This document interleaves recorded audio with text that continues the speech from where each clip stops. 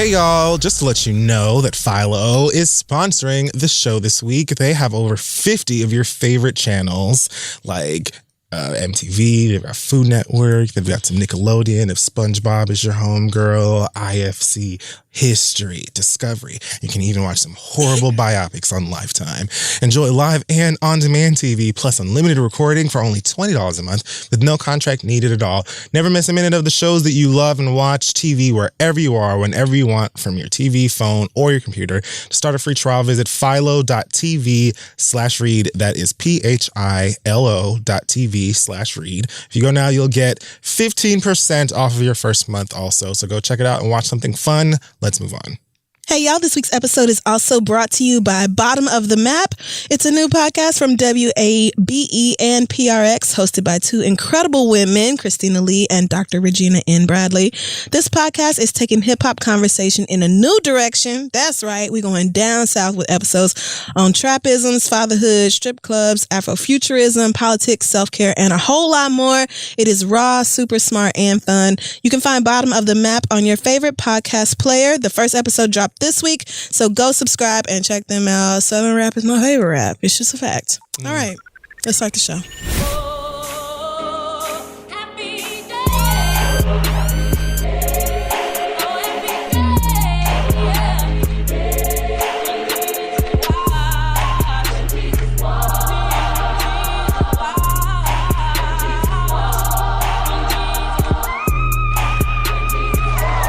All right, so this week, no song. Yeah, we've done a lot. Actually, lots of smoking and Hennessy drinking this weekend. Oh, well, I mean, for me, vaping. But also being in Miami in club and party after party for Sweet Heat, which was amazing yet again. I was in close proximity to a lot of smoke, alcohol. Of course you were. And booty butt cheeks. Right. So... what a good time. You know, I've just expended so much energy. So we'll do going through it. Kid karaoke next week. Oh my God. Not a name for this shit. But we're back, guys. Thanks for coming. I am this week Count as Fun. And I am Tatiana Ali. She looked so cute and pregnant at the Aladdin premiere. Oh my gosh. I didn't know she was pregnant. I didn't either. She looks just I said, what? Ashley Banks still looks the same. It don't make no fucking sense. They're turning it out for She's so cute. Aladdin premiere. Did you see Miss Willow Smith? I did see Miss Willow Smith. She was, okay, dressed. Ready. Yes. I'm trying to think of who else I saw that was on their way there, and I was like, oh my God, this is so fucking cute. Now I can't remember. But anyway, I'm excited to see that movie. Yeah, I do want to go see it. I also haven't seen Detective Pikachu yet. And I also want to see John Wick because Halle Berry is in it and because of how she did her brothers and sisters on the red or whatever color carpet it was. Did you see that clip the other day of how her publicist tried to get her to skip some black interviewers on the carpet somewhere? And she was didn't? Like, no, I'm not skipping my brothers and sisters. And she went and gave them their interview. Yeah. You know what I've noticed is Halle Berry has been like on increasingly realer on Instagram. And I'll be like, when did Halle start fucking with the niggas? Like engaging with niggas. But you know, I guess when you're at that point in your life and your career, you don't really care what other people have to say or think. Cause you know, white people have really, part of Halle Berry's success has been that white men also found her attractive. And so the fact that she's like, I ain't finna skip past, you know, the black media outlets or whatever. I'm going to give the black outlets the same time and attention. That's dope. Cause I don't even know what John Wick is. I ain't never even heard of that. Well, I knew that it was a movie that people like a lot because Keanu Reeves is in it and people like Keanu Reeves and he's shooting a lot of people. Oh, I like Keanu. Fast. Oh, see, I don't like all that. And I remember trying to watch the first one a while ago just to like get it because it was so much hype around a second one coming out. Yeah. And so I tried watching it. I fell asleep. And then when I realized Halle was in the third one, I said, let me try again. I finished the first one last night and it actually is really good. The fight choreography is great. So chapter 3 means there are 3 of them. So far, and there will be a 4th apparently. Wow. Okay. I can't believe I've never even heard of this. This is about Keanu Reeves shooting niggas. I mean, I love Keanu Reeves, but I don't like shooting. So. And they shoot. You know that man is 50 years old? Who? Keanu Reeves is 50 years old. Looking like that. It don't make no sense. Asian don't raise him. I just want to brush his hair. Okay. I just want to just sit between my fucking legs, nigga. I just want to part your hair. Not even fine. It's Who hot. else is fine? Right, hot. Who else is hot? Jeff Goldblum. Jeff Goldblum is hot. Okay. You don't think so? I see it for Jeff Goldblum. Wait. Oh God, no. Am I thinking of the wrong person? No. I think. Well, a lot of people think Jeff Goldblum is hot. Okay, yeah, no, I'm thinking of the right person. Yeah, he's fine. I respect Jeff Goldblum and what he's done for the business. Okay, so that's a no, but fine. Kit Harington is hot. Kit Harington is hot up there in the north. No, Kit Harington is fine. Like, let's just be. Kit Harington is fine. Kit Harington is not fine. He can be my wildling king. He can be my. He already wildling. married the wildling girl. I would be a wildling for Kit Harington. Already married the wildling girl. Did you know that Lena Headey follows me on I saw that tweet. I said, is it Headey or is it Hetty? I think it's Hetty, but I could be very wrong. I mispronounce things all the time. I mean, I don't know, but I do know that the fame is undeniable. It's literally I just randomly found out. It's always... I think it was a mistake, though. If it was a mistake, she would have unfollowed you by now. It was not a mistake. Well, maybe she'll realize that she followed me by mistake if I talk about it enough, and then she'll be like, oh, who is this weirdo? Why? And then unfollow me. Okay, so here's my question. How would Lena Headey accidentally stumble across your Instagram and accidentally follow you? Maybe she thought it was something else. Maybe she's really into the MCU. She was looking for Nick Fury, and she's not, but she can read. Like, she's not. Also, she's British, and there is like some DJ named Kid Fury over there, so maybe she thought I was him. Or maybe she's just a fan of the Fury TV. Oh, also Miss Sunday follows me, apparently. Someone else had to tell me that, though. I didn't know. The fucking fame. Oh, my God. And Janelle Monáe. That was interesting. Who else? Nigga, Beyonce? I think that was... I think that these were accidents. All three. So you just believe every celebrity who follows you did it accidentally. There's no way that they just stumbled across your work and are fans of what you do. Why would they do that? That's so stupid. You have so many fans. What the fuck are you even talking about? You have a lot of... Nigga, if they don't follow you too, I know it was an accident. Well, I don't know. I haven't checked. But like, you have 2 TV shows in development. So please just leave me alone. Please just know it's literally 2 TV shows you're working on. Anyway, so Black Excellence this week. So Black Excellence is Kid Fury's black ass working on 2 TV shows. So it's a great time to be a Morehouse grad. Great time to be a Morehouse class of 19 graduate. It is. It sure as fuck is. So this man, Robert F. Smith, spoke at the graduation commencement moment. Where he received an honorary doctorate from the school. So small bit of information, not really important, but Robert's a billionaire. He's got loads of money. His family apparently has been well off. I don't really. One of the few black billionaires in this country. Very few. Very few. It's only a few billionaires, period, in this country. Like, I think maybe 100 or less. He's made Forbes' list of 400 richest Americans. Woo! And in 2019 was named by Forbes as one of the 100 greatest living business minds. He's the founder and chairman and CEO of Vista Equity Partners. God damn! What? That's his fucking company? And is considered no wonder one he of paid the everybody's wealthiest shit. Yes, Black he sure as today. fuck is. He sure the fuck is. Oh my God. Woo. Wealth is something. See, these are the people who need to pay higher taxes. But anyway, he did a great thing at Morehouse. A great thing. So during his speech, he basically promised to pay off the student loans of all of the students graduating from Morehouse. And this is estimated to be worth around $40 million. Woo.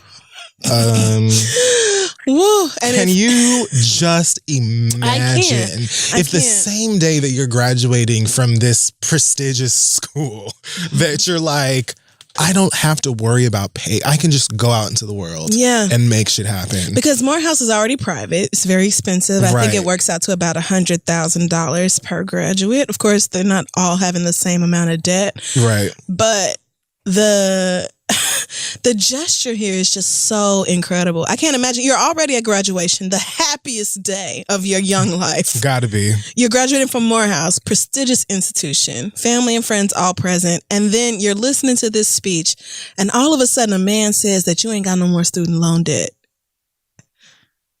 I would lay in the fetal position on the ground. Somebody would have to come and get me.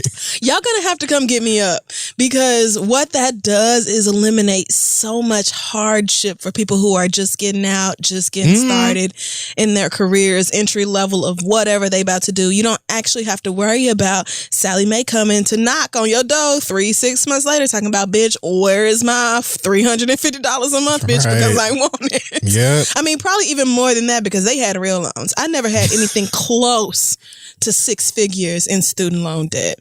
And still, when I paid mine off, I did a true hallelujah shuffle around my house. I know you did. You better believe that shit. I truly praised God. So that's wonderful. I did see something today that said that it won't count like if your parents took out a loan for you. And I hope that Morehouse or whoever reconsiders that, because for a lot of college students, them parent loans, the plus loans and all that. I can't see that working out well. Right. So I think maybe they're only taking away the student's individual debt. And a lot of kids do take on their own debt, but a lot of parents also do too. And it's a parental sacrifice as well to put somebody through 4 years of a private school. So I hope they reconsider and also pay off just every student's debt, whatever it may be. But that's the sort of shit I wish I was rich enough to do. Me too, my nigga. I really do. Me too. I wish I was rich enough. You know what I really want to do? I want to do like a therapy camp. I do. I want to do like summer camp, but therapy, and you're just immersed in healthy self-care practices and unpacking your shit and learning how to take good care of yourself. I would have an Afro-punk sized therapy camp, or just an institution that stays there and provides if I had free Vista therapy money, for the colors. Yes. And no, it would absolutely be Black children. Or teenagers, but it would be black young people. Young people, probably mostly girls and gays, because it's me. Hashtag brand. Right. The ones who need it the most, the trans girls and the rest of us. And it would just be all about accepting yourself, loving yourself, truly doing self-care in a way that is healthy and good for you, and unpacking your shit, because we all have it. I just want to host the panel that discusses all of the ways that adults are actually bullshit and the things that you ignore. I love that the young people know this, though. Yeah, they're so much more prepared for that than we were. They skip school every Friday in protest of this climate change shit. The students are actually standing behind podiums at 10. They are. So each and every one of y'all has us fucked up. It's clear. It's obvious. We hate you. Right. We're so much smarter than you guys. It's our future. Y'all will be dead in 20, 30 years. We're the ones. It's real. Climate change is real. So anyway, shout out to this man. That's just such an incredible gift. Also, I wanted to honor Miss Sabrina Fulton, Trayvon Martin's mom. So she's currently running to get a seat on the Miami-Dade Board of County Commissioners, and I hope that she fucking gets it. Me she too. Deserves. She's been working her ass off for many, many years at this point to promote safety for our kids, anti-gun violence across the board for the white people who want to put all in front of things, and just, being, I think, a really amazing symbol for change and strength and perseverance and a lot of things through a ridiculous, disgusting, and tragic incident that should have never fucking happened. Right. I think Sabrina Fulton is just a queen, incredible, a goddess, and the death of her son truly changed my life. It did. Same. It changed my life. I will never be the same, and I'm so glad. It broke me on the inside, because I truly thought, with all this overwhelming evidence, there is no way they're going to let this man go. And that's exactly what they did. And it just broke my heart. So I love that instead of being like, fuck the world, I don't give a fuck about y'all, which she would be more than well within her right to do. I would. She is spending her time trying to affect change. That's beautiful. So shout out to her. Yeah. I want to be like a senator one day. Oof, God bless you. You would be great. But after America collapses and then has to rebuild itself. Like the current King's Land? Right. Like how somebody has to come through and barbecue King's Landing for shit to change. Right. Somebody gonna have to barbecue Trump out this White House. Oh, I'd love to be the Drogon. You can be the Tyrion. You get to be Daenerys hanging out at the bell tower like, should I or should not? I'm gonna do it. I'm gonna do it. You can decide it's dreams and nightmares. Ooh, can't wait to get to that. Cannot wait. Also, shout out to, and I don't give a fuck how y'all feel about it, is this woman's name Christian Tinsley? I don't know who that is. I'm not sure. But you may have seen a clip of a mother who had to go into, and I say she had to, walk into the classroom or a classroom. Oh my God, yes!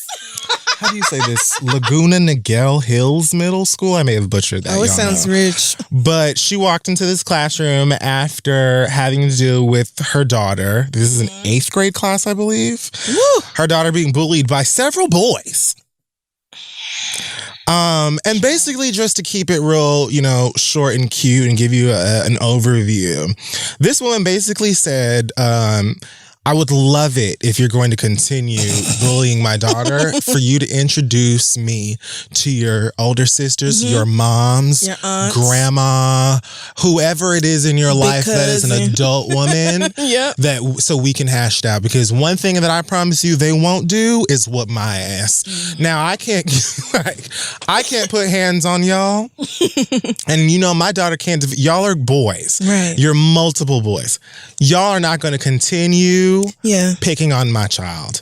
So point out your adult parent, guardian, whoever it is who has to catch these hands, and let's get to it. Yes. If I have to come back down here, I love that part. If I have to come back down here, because that's when Yeah, she's going to whoop somebody's ass. It's for real. Of course, these little badass, coward-ass kids continued. And the crazy thing about today is, my nigga, these kids don't just get bullied at school. They get bullied in their DMs, in their comments. Because they're all on social media. Because they're all on social media. Yeah, these kids are like, young. It's just horrendous. Yeah. I don't give a fuck. I'm giving this lady's black excellence because that's what kids are killing themselves. It's serious. Behind this shit. Yes. And I left a comment on the daughter's page. Oh, I was about to say, not the shade room, please. I left a comment on the daughter's page and basically said, like, girl, this is temporary. These kids are trying to compensate for whatever personal weaknesses that they're feeling.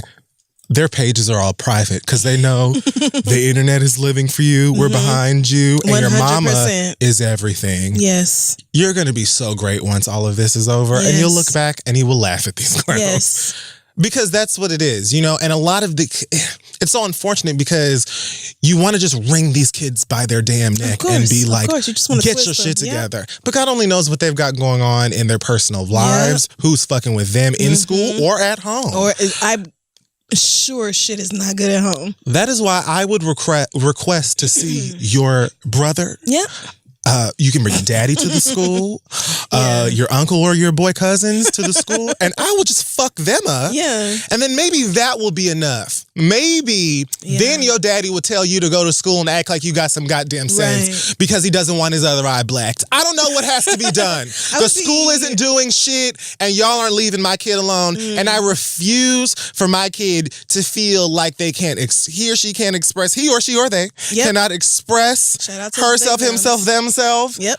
In whatever way that they choose. I'm not going to have my child be another statistic of young person that kills themselves because they can't handle what the fuck is going on in their school. So if that means that I got to put the bottom of this goddamn Jordan on your daddy's Adam's apple, I'll do that. That will happen and it will be expeditious. Yes. I love that she said, tell your aunties and sisters and mamas, because that made it clear that what she wanted was a motherfucking fight. Yeah.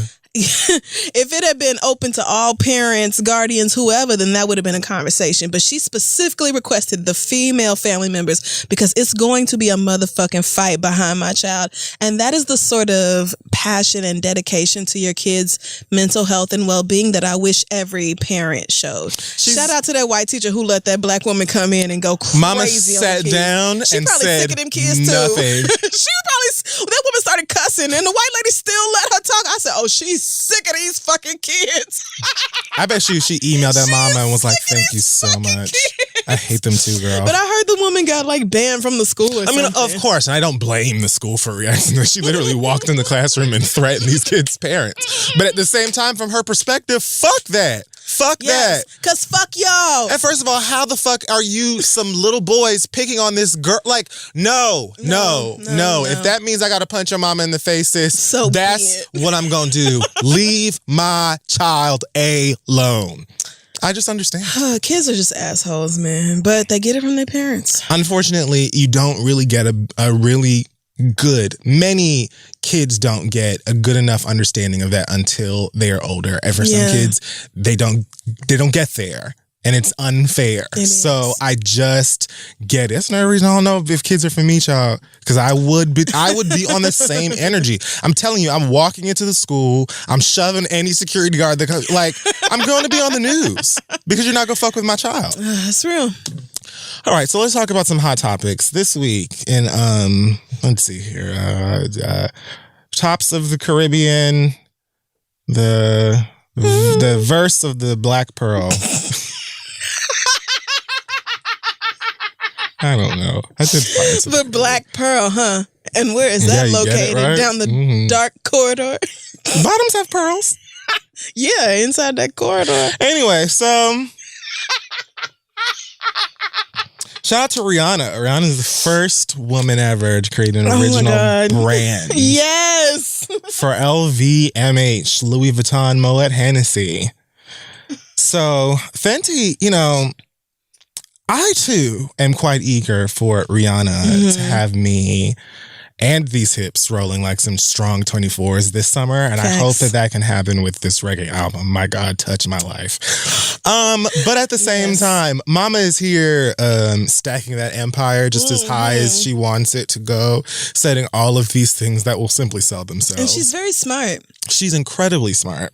She's on the cover of the New York Times Magazine, I think, right now. And she said, I didn't even know that until months into our relationship that she was the first Black woman to have an original brand with them. When Jaleel Weaver brought it to my attention, and I'm like, are you sure about that? Did you do your research? Because it sounds fake. I don't want to state it and claim that's shit. I'm guessing she cussed here because it says expletive. Yeah. Because I still couldn't believe it. It made me feel proud. I had a dream of making music. That's it. I didn't even think about the fame part. And then that happened. And it's like, do I really like this? How much do I really love music that I'm doing? Girl, ain't that it? Because, woo! All right, triggered. I'm sorry. Then the one-hit wonder comment came straight out of the gate, and that put a fire under my ass, and I've just never stopped working on music and the like. Yes. So, I will be buying pieces from Rihanna's. Mm-hmm. I love that she deliberately calls everything outside of music Fenty. And then the music brand is Rihanna. It's very smart of her because we would get tired of the name Rihanna otherwise. Fenty's such a label-y name. Right. And she has the Savage X with the lingerie. She has the makeup, of course. And now with these clothes, like, sis, all I ask is that it comes in a 12-14 so that I can also partake. I want them droopy-ass suits that you niggas was wearing on Instagram and all that other bullshit. That's all I ask, is that you think of those of us who are curvier as well. But I'm excited for Rihanna. Like, I love to see a Black girl come from nothing and then be discredited by lots of people and continue to shine and build and thrive in the midst of all that. To the point where everybody's pretty much on your dick. To the point where, no, it's like everybody is on Rihanna's dick. Everybody's obsessed with how fine she is. The Navy literally will not leave her alone about R9. She said she might even just call it R9. Yes, she did. Which cracks me up to be like, you know what? Fine, niggas. Like, she what literally else can I said, say? how will I accept another name after that's been burned into my skull? I still don't understand why y'all can't leave her alone, because the girl put out an album like every fucking year for years. And I don't know why y'all just... Anti is still good. You can play it right now. It's still good. I just listen to Same Old Mistakes on the way over here. So I listen to work. I feel like y'all need to leave her alone about that. But also, I just love seeing her do everything that she's doing. I get the thirst for new Rihanna music. Like I said, I'd love a new Rihanna song for the summer. And maybe I'll get one. But I also really love what she's doing with her businesses outside of that. And also because she's been doing it so well and so inclusively. Mm. That's a word.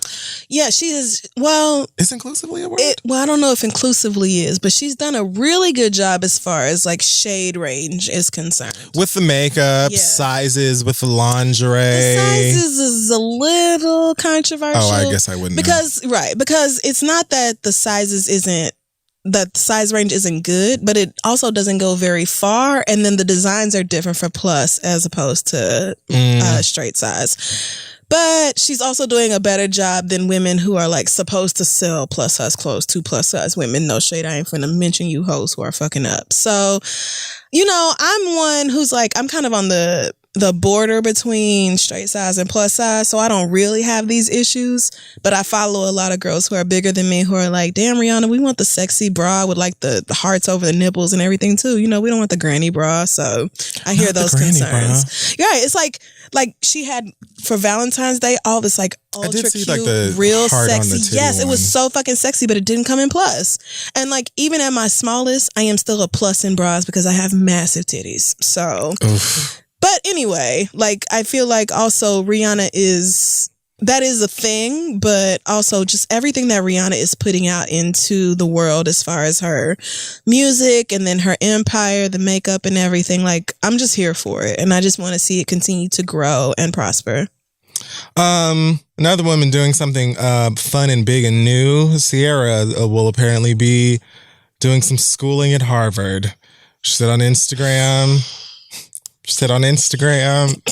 I'm sorry. I hate you. Everybody go to Harvard Business School. Is that what I you're doing? always dreamt of going to college, but by God's grace, my music career took me on a path that I'm so thankful for.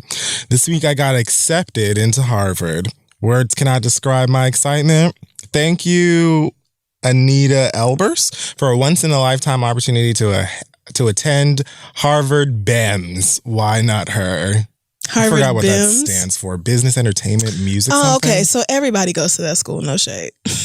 Remember Tyra got a degree from Harvard and got on Instagram talking about her degree from Harvard, and everybody was like, girl, Harvard Business School does not have the same requirements as Harvard College. Yeah, a lot of people ate Ciara up for this, mostly for her wording and being like accepted when apparently there's no application. Pay the money, yes, you go to Harvard for like a weekend and you're done. It isn't an evaluation of your academic credentials. Right. And so it's kind of like, y'all could just say, I paid to go to Harvard Business School. I have this certificate or this degree from them. And that would be perfectly fine. The business of entertainment, media, and sports. Right. And so, I might go to Harvard Business, I might go to Harvard BIMS, but that don't mean I got accepted to Harvard or that I'm a Harvard graduate. It's like the implication behind it sounds completely different, yes, than people who got a 18.4 GPA. You know what I'm saying? And Harvard was like, please come here. Like, I think Malia Obama got accepted to Harvard. Right. Like, I mean, and she's Malia Obama, so that's probably a bad example, but... Yeah. But just, anybody who bust their ass and worked incredibly hard and got there due to those legacy things. Admissions. Because your parents went to Harvard. They do legacy, so... I could definitely see you reading that comment and being like, well, wait a minute now. It's like the people with PhDs and MDs and all that when somebody has an honorary doctorate. Oh, girl, they're so tired of the honorary doctorate. Bitch, they hate it so much. Kia told me the dentists and the MDs and the PhDs are like the, psychotherapists or whatever, they all constantly beefing. But the one topic they unite on is against the honorary doctorates. And I am sorry to say that if any school ever gives me an honorary doctorate, I am absolutely 100% going to start calling myself Dr. Crystal West. And I need y'all to know that about me. I need y'all to know that I already claimed Kia's doctorate. I already claimed that. That's fair. I'd be like, we did that together. We did not. I didn't type not one word. Not one. But still. Well, I'm still excited for Ciara and the content flourish. And I mean, I'm just happy for Ciara based off her choice of baby daddy. My God, did you see them posts on Future's birthday? Is that part of your lineup? Yeah, I'm going there next. Oh, okay, great. So Ciara's baby Future just recently turned 5. And, got loads of things. Yeah. Love and attention first and foremost. Always. So there were some opinions This is so funny. about people and their contributions to the young man's birthday. Now, here, first of all, Oh no. Wealth. Wealth. It's no other word for what that photo is. My word. So they had like a birthday party for Future. Where was this? I know she wished she had just named him Zahir Future. You know his nickname. She either calls him by his nickname or calls him, any other synonym for Future. I would call him probably Zay Zay or something like that. Man.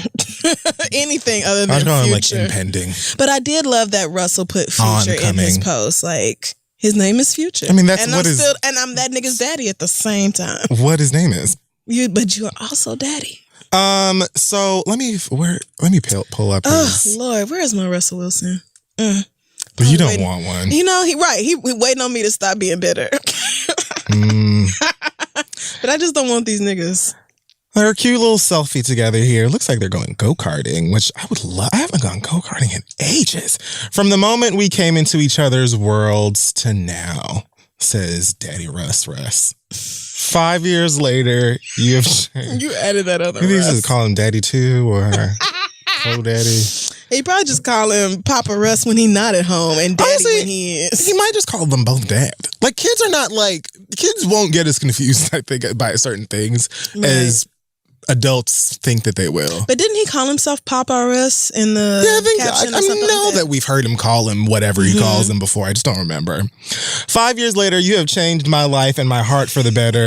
You are the greatest gift I could have ever asked God for. I will always love you, guide you, teach you, and care for you. Happy fifth birthday. Happy 5th birthday, Future. Papa Russ loves you. Oh, and that's beautiful. It really is. Future also posted, Future Senior also posted some things on his Instagram. He did. For his son. Please, friend, please. I can't do it. You can. You could talk about that moment that the rollie first hit my wrist. You can talk about it. So Future Senior bought Future Junior. I'll just call him Navadius. Yeah. He bought his son a Rolex for his 5th birthday. And his post on Instagram says, it was something about that Rollie when it first touched my wrist. And I love that he actually gives Meek his credit. He did. He for credited Meek. Being the one to give for the quote. Lots of people of little Future looking at this watch like, not Paw Patrol, but that's okay. a thing. Not so obviously you niggas on the internet ripped this to just the finest shreds that you could possibly, produce. And wow, are y'all petty. So Future also posted a separate photo after that, I guess, that when he realized that y'all were judging him on his Insta story. Yeah, a lot. We were judging a lot. His Insta story caption says, "My twin made 5 today. I pray you keep this smile in your face." He's smiling in the photo. Okay, great. "I pray the love in your heart stay safe. I pray God protect you from anything that will try to steal your happiness away." That's sweet. It is. So does that count? Then he had some messages for us on Twitter. Why? Are you serious? How much you get paid a week for telling your business to social media? Well, we're not. I don't actually tell my business social media, but I get paid. I can probably figure it out. You want me to average it out? And I mean, those that do actually make a decent amount of money. No, they do.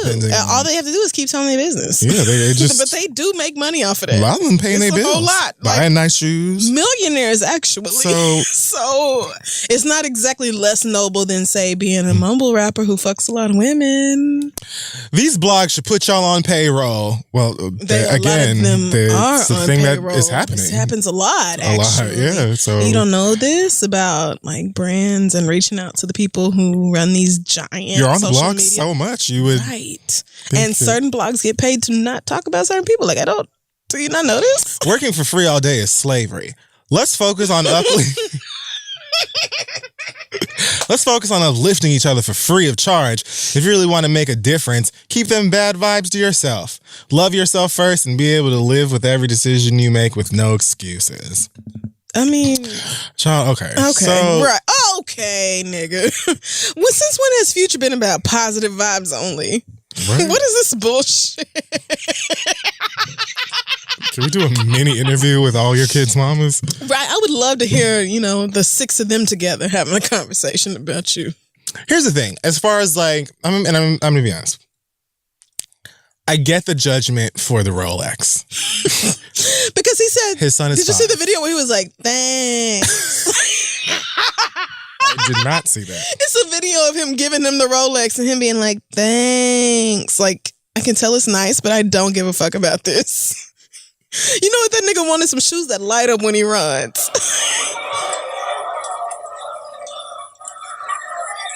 Happy birthday. I told you. Thanks. Look. That nigga ain't give a fuck about that watch. In fairness, woo!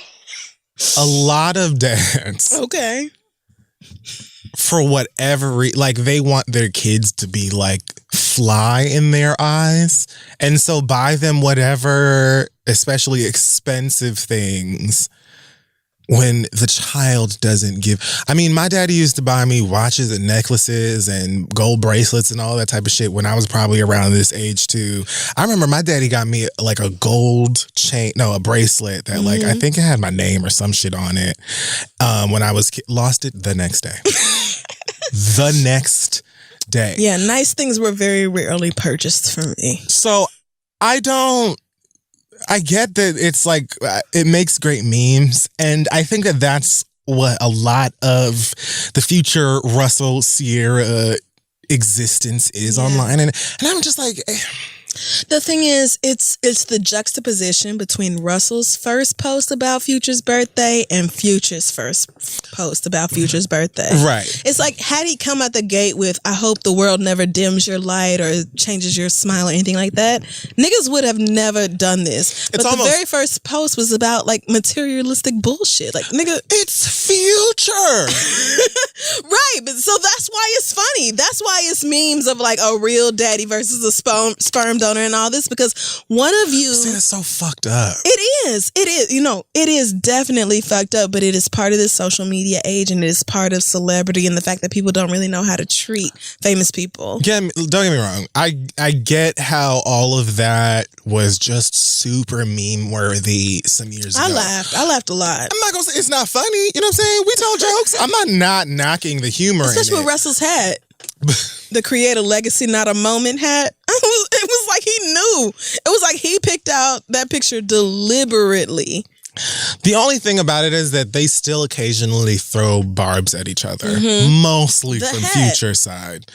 But it's like after a while, I start to feel like, let them figure out how to raise this kid without... It's been 5 years. Like, Ciara and Future ain't been together since Future got here. Right. So, and...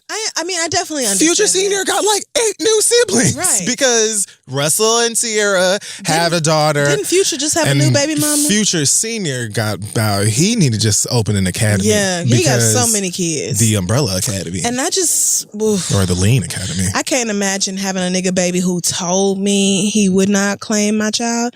I mean, unless, I was me, a person who just wants to get pregnant and doesn't really give a fuck about my child having another daddy. But this, I feel like on the one hand, niggas should just leave it alone, because clearly Ciara and Russell have figured something out that works. And Future being whatever daddy he is, I feel like they got Future Jr. regardless. But then on the other hand, it's like, of course people are going to talk about this relationship because of how famous y'all are. Yeah. And because so much is performed on social media. Yep. Like, Future Jr. does not have an Instagram. You don't have to wish your child a happy birthday on Instagram. He's 5 years old. But it's put on Instagram because that's how we celebrate our kids in 2019. And so, of course, people are going to have this response to it. So I think what's really important is that Ciara and Russell are on the same page, and that little Future grows up understanding that he is famous, but also that he is a human being. It's like, girl, though, did you look at the materials in front of you? You know, did you look at Russell Wilson? Right. Look at Future. Mm-hmm. Everything about that tells me Absolutely. Russell is going to write a heartfelt poem, not a poem. A poem. A poem. That's right. Get it right. P-O-E-M. And Future Senior is going to buy his baby one of those little miniature Rolls Royces and put a lyric underneath it. Yeah. This kid surely knows that both of these niggas love him down. Right. How long is it funny? Right. I mean, I do believe truly that Nayvadius loves his son. I just also think that the fact that y'all chose to post what you posted about your child's birthday means niggas is I get that there's no way around it. Yeah. Because it's just waiting to be made fun of. I totally understand what you're talking about, but I also think that is a perspective that is only shared by people who know what it's like for the rest of the world to be in your business. Maybe. I think it's very rare for people who don't know what it's like to be in the spotlight to share that point of view.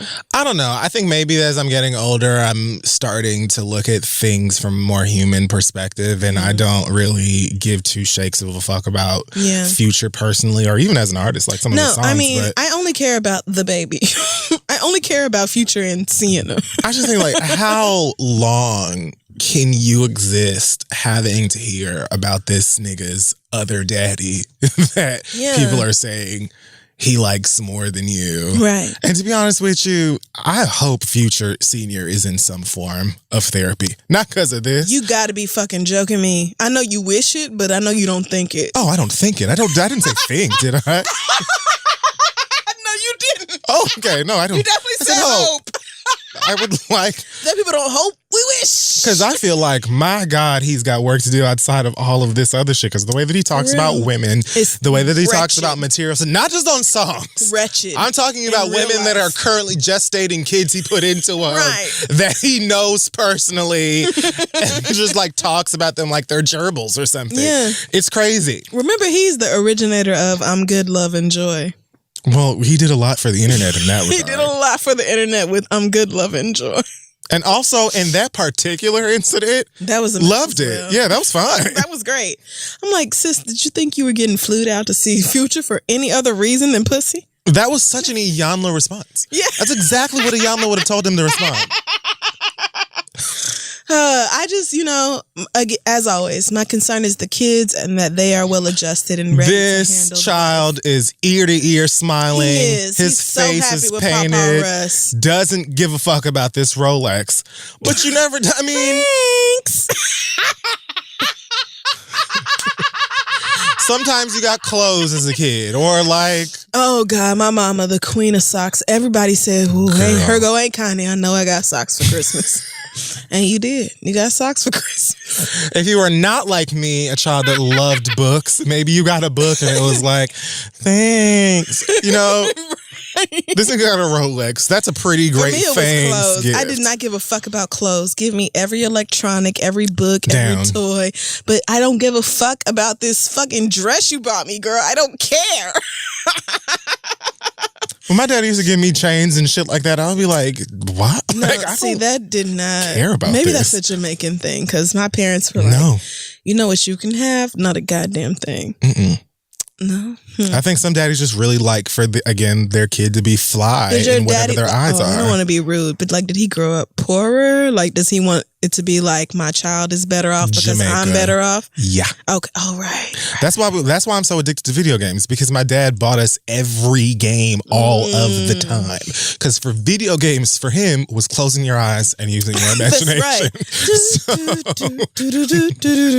And I mean, like, older. So like video games weren't even a thing until my daddy was like 30 or something. Right. So we don't do that. But being someone or from some place, where you have next to nothing, or you grow up and then you have kids and you have the ability to give them all of these things that you didn't have yet. That's and what you it just is. Want to, And maybe you really, really, really wanted a badass chain when you were like 13 and you couldn't afford it. So you were like, I'm getting my kid a badass chain. Yeah. And then your kid is me and your kid loses that badass chain the very next day. See, that's why it's just so important to do stuff for your kids based off what they need and not buy me another piece of jewelry after that. Nobody ever bought me anything that nice, but I did lose a couple of flutes. Well, you needed your ass handed. Actually did get my ass beat. Oh, okay. The first time I got my ass beat, the second time it came out my check and I had to pay for it. I lost 2 flutes. Just lackadaisical. I used to lose textbooks. Oh no, I never did. I used to leave textbooks somewhere else in the school or some shit like that. I don't care. Who cares? History. And didn't. Speaking of babies, Trey Songz has one. Oh yeah, I saw that post of him holding that little baby foot. Would you like to know how I found out that Trey Songz has a baby? Niggas was mad? Somebody sent me a DM and she said, hey, Fury, can you do me a favor and find out who Trey Songz's baby mama is and talk about it on the show? Thanks so much, guys. Bye.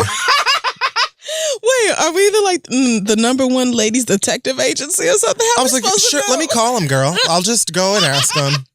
People think that because we knew about Drake's baby mama being pregnant. They think that that's because it was on the internet.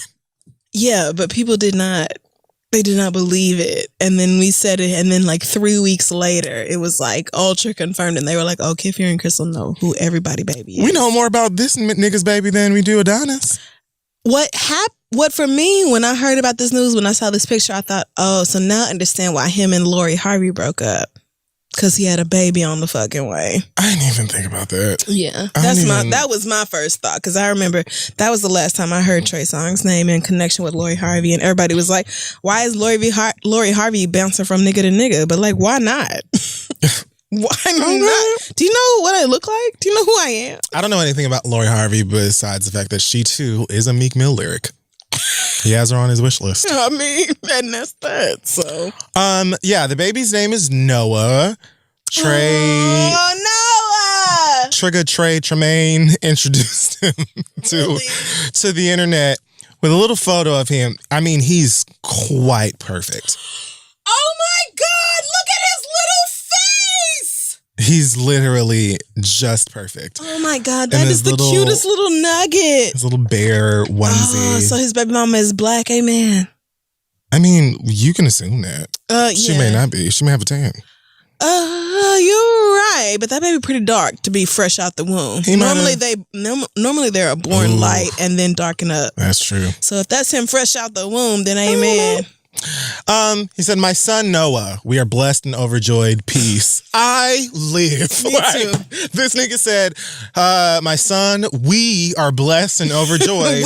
Peace. So leave us alone. Done. This is everything.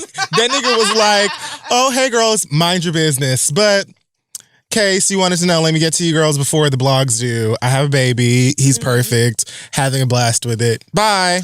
Well, I mean, of course the blogs are going to have an issue because all these girls out here wanted to be Trey Songz's baby mama. So a lot of them are hurt and letting out their emotions. But this is, you can still be his baby mama. Right. Who said you're not the first baby mama? But you could always be 2 or 3 or 7. I'm sure Trey's got loads of sperm left. Lots of dick. Lots of dick. That too, hopefully. But this is beautiful. Congratulations to Trey Songz and whoever his baby mama is. I don't even know. None of us do. And I love her too, because mama is somewhere like chilling. So, soon as these stitches heal up, bitch, I'm going shopping. I'm not saying nothing to nobody. Woo, amen. Oof, these niggas are so lucky. They really are. I would absolutely be that bitch who just has no information for anybody. I don't know what you're talking about. Man. As I'm pushing my baby through Whole Foods or whatever. The whole baby thing is just like, I saw a thread on Twitter the other day where some man was upset because he got a girl pregnant. She wanted to have an abortion. He didn't. And so she agreed to carry the baby to term, but the agreement was that she would give birth and give the child to him. And so as soon as she gave birth to the baby, she signed over all her rights and she pays 125% of her court-ordered child support. She pays all of it plus an extra 25%. Why? Just so that she don't have to see that man or that child. She literally gave that baby away and said, never contact me again. She got tummy tuck, liposuction, all that shit. And she's going about her day as a bitch who, she calls herself an egg donor. And I was like, I truly wish I could find a nigga who was like, let me get you pregnant and give you 125% of child support and never speak to you again. That's honestly the dream. Why can't I have that in my life? I need it. I need a baby daddy who will just give me money and a baby and never speak to me again. But yeah, it's wild. So, or good luck finding a nigga that's not that controlling. No, that's not going to happen. But shout out to Trey Songz. This is great. Congratulations. And the baby is so adorable. Oh my God. So some not so great news out of the Wendy Williams divorce drama. Apparently, Wendy's husband, Kevin, and their 18-year-old, or I think he's 19, Kevin Jr., got into like a physical altercation outside of a store, I think this morning. So reportedly, they got into an argument over this whole divorce drama and the side chick and him probably having this new sibling. And there's also claims that Kevin Sr. is accusing Wendy of brainwashing him because the ancient daddy always claims that mama is brainwashing this child because you're old enough to know that nigga ain't shit and you're saying it out loud. Because at 19, you understand what's going on. I just know that you're a horrible individual for this. Right. Nobody's brainwashing me. I just know. I can see and hear. Right. So yeah, they say that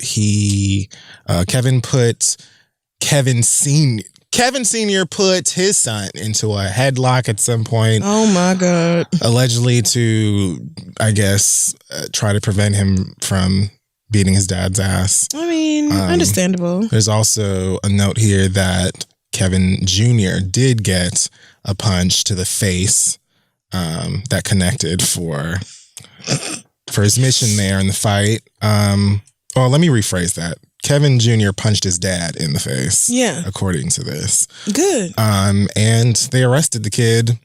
No, his daddy pressed charges? He's not going to really press charges. No, I'm assuming because it was a fight in public. That's how that whole thing happened. Police were summoned, yeah. Yeah, but Kevin Sr. did reportedly say, I love my son very much and I will not be pursuing this matter legally. Things are not as always. Things are not. Why does it say this? Things are not as always as they appear. Because niggas don't care. Niggas be typing whatever. So yeah, that really makes my heart hurt just because on one end, from the outside of a situation that ain't none of my real business, it's just unfortunate to know that the kid is being affected this way. And there's no way around it. You know what I'm saying? But you're old enough, you're wise enough, you're aware enough, and it's bad enough that it's all on social media all of the time. Right. People who don't even know you are talking to you and probably even have the boldness to ask you about it and things like that. So I can imagine, and that just to me is really unfortunate. However, I also feel that if I were in this position as the son, I'll absolutely haul off and punch my daddy in the face. That's my thing. Like, without telling too much of my own business, I have been in this situation before where it was like, I'm literally going to beat somebody's ass behind my mama. And of course, niggas are not going to press charges because they know ultimately they are in the wrong. Yeah. So I feel like if your child at 19 years old works up the nerve to punch you in your fucking face, it's because you deserved it. It's because you deserved it. You did something, or you did multiple things, and it all like compounded into this one moment. So I just hate that it had to like play out in front of the rest of us because there's already so much shit surrounding Wendy, but also Wendy Williams has been a shit stirrer for her entire career. So it's, there's only so much that can go, but who I really feel for in this situation is Kevin Jr. I think, I hope he has access to some quality therapy because he's going to need it. His daddy is trifling as hell to the motherfucking T. And I don't know about him, but I am a mama's boy. Listen. Same. Okay. I am also a mama's boy. I'll play, even for my daddy, listen, I will place a bullet in your ears, nose, and throat. I don't play about either one of them. I'm a whole ENT. But I'm a huge mama's boy. So I don't give a fuck even if it is my daddy that done pissed her off. We have to fight. You can get it. You literally can get it behind my mama. We just simply have to fight. I can simply stay out of just arguments that ain't none of my business. Yeah. But you cheating on my mother. If you put your hands on my mama. Putting your hands on my mother. We literally have to fight. Like, I'm not fighting to fight. I'm fighting to kill. Yeah, that's that. So it's for the best that I don't fight. You know, the Lord has saved me many times. I'm just leave it at that. Because it was many times that I wasn't showing up to fight. I was showing up to murder. Yeah. And the Lord said, if you don't bring your stupid ass back over here. So prayers for everybody involved, man. That's just ugly. Yeah. And it just sucks that niggas suck so much and they can ruin everyone's lives. Like, sir, how dare you? How dare you? You have a whole nother young ass bitch and a whole nother motherfucking baby. How dare you? Men really are just... Brainwashing who, sis? Like, I just know that you suck. Child. Too many futures. Not enough. Not enough Devales. Devale gonna be like, I love Future. Don't say that. You're allowed to like that nigga's music. You don't have to like his choices. Right. Okay. Jump in. Oh, Foxy Brown got booed off of the stage at the Dungeon I saw that. What the fuck was that about? You ain't shit. I mean, I can't. I just... Fuck, man. I haven't even heard about Foxy Brown performing anywhere in a while. It's been a while. And Candy booked her to perform this welcome to the dungeon. Welcome me, welcome you. One thing about that Candy Burris is she'll flip something into a business and just see how much money it'll make. And apparently it makes a coin. Because the girls were at the Welcome to the Dungeon show. Now, I heard, Dustin was there. Of course. Dustin was there. I think Drew went. The two of you are y'all are just... I didn't go. Oh, okay. I was about to say, because you and Dustin be like peas in a motherfucking pod, but of course. I was in Miami. Right. Of course Dustin went. This is right up his alley. So I heard that, first of all, Foxy was completely out of sync with the backing track that was playing, which personally I attributed to her hearing loss. Like, doesn't she not...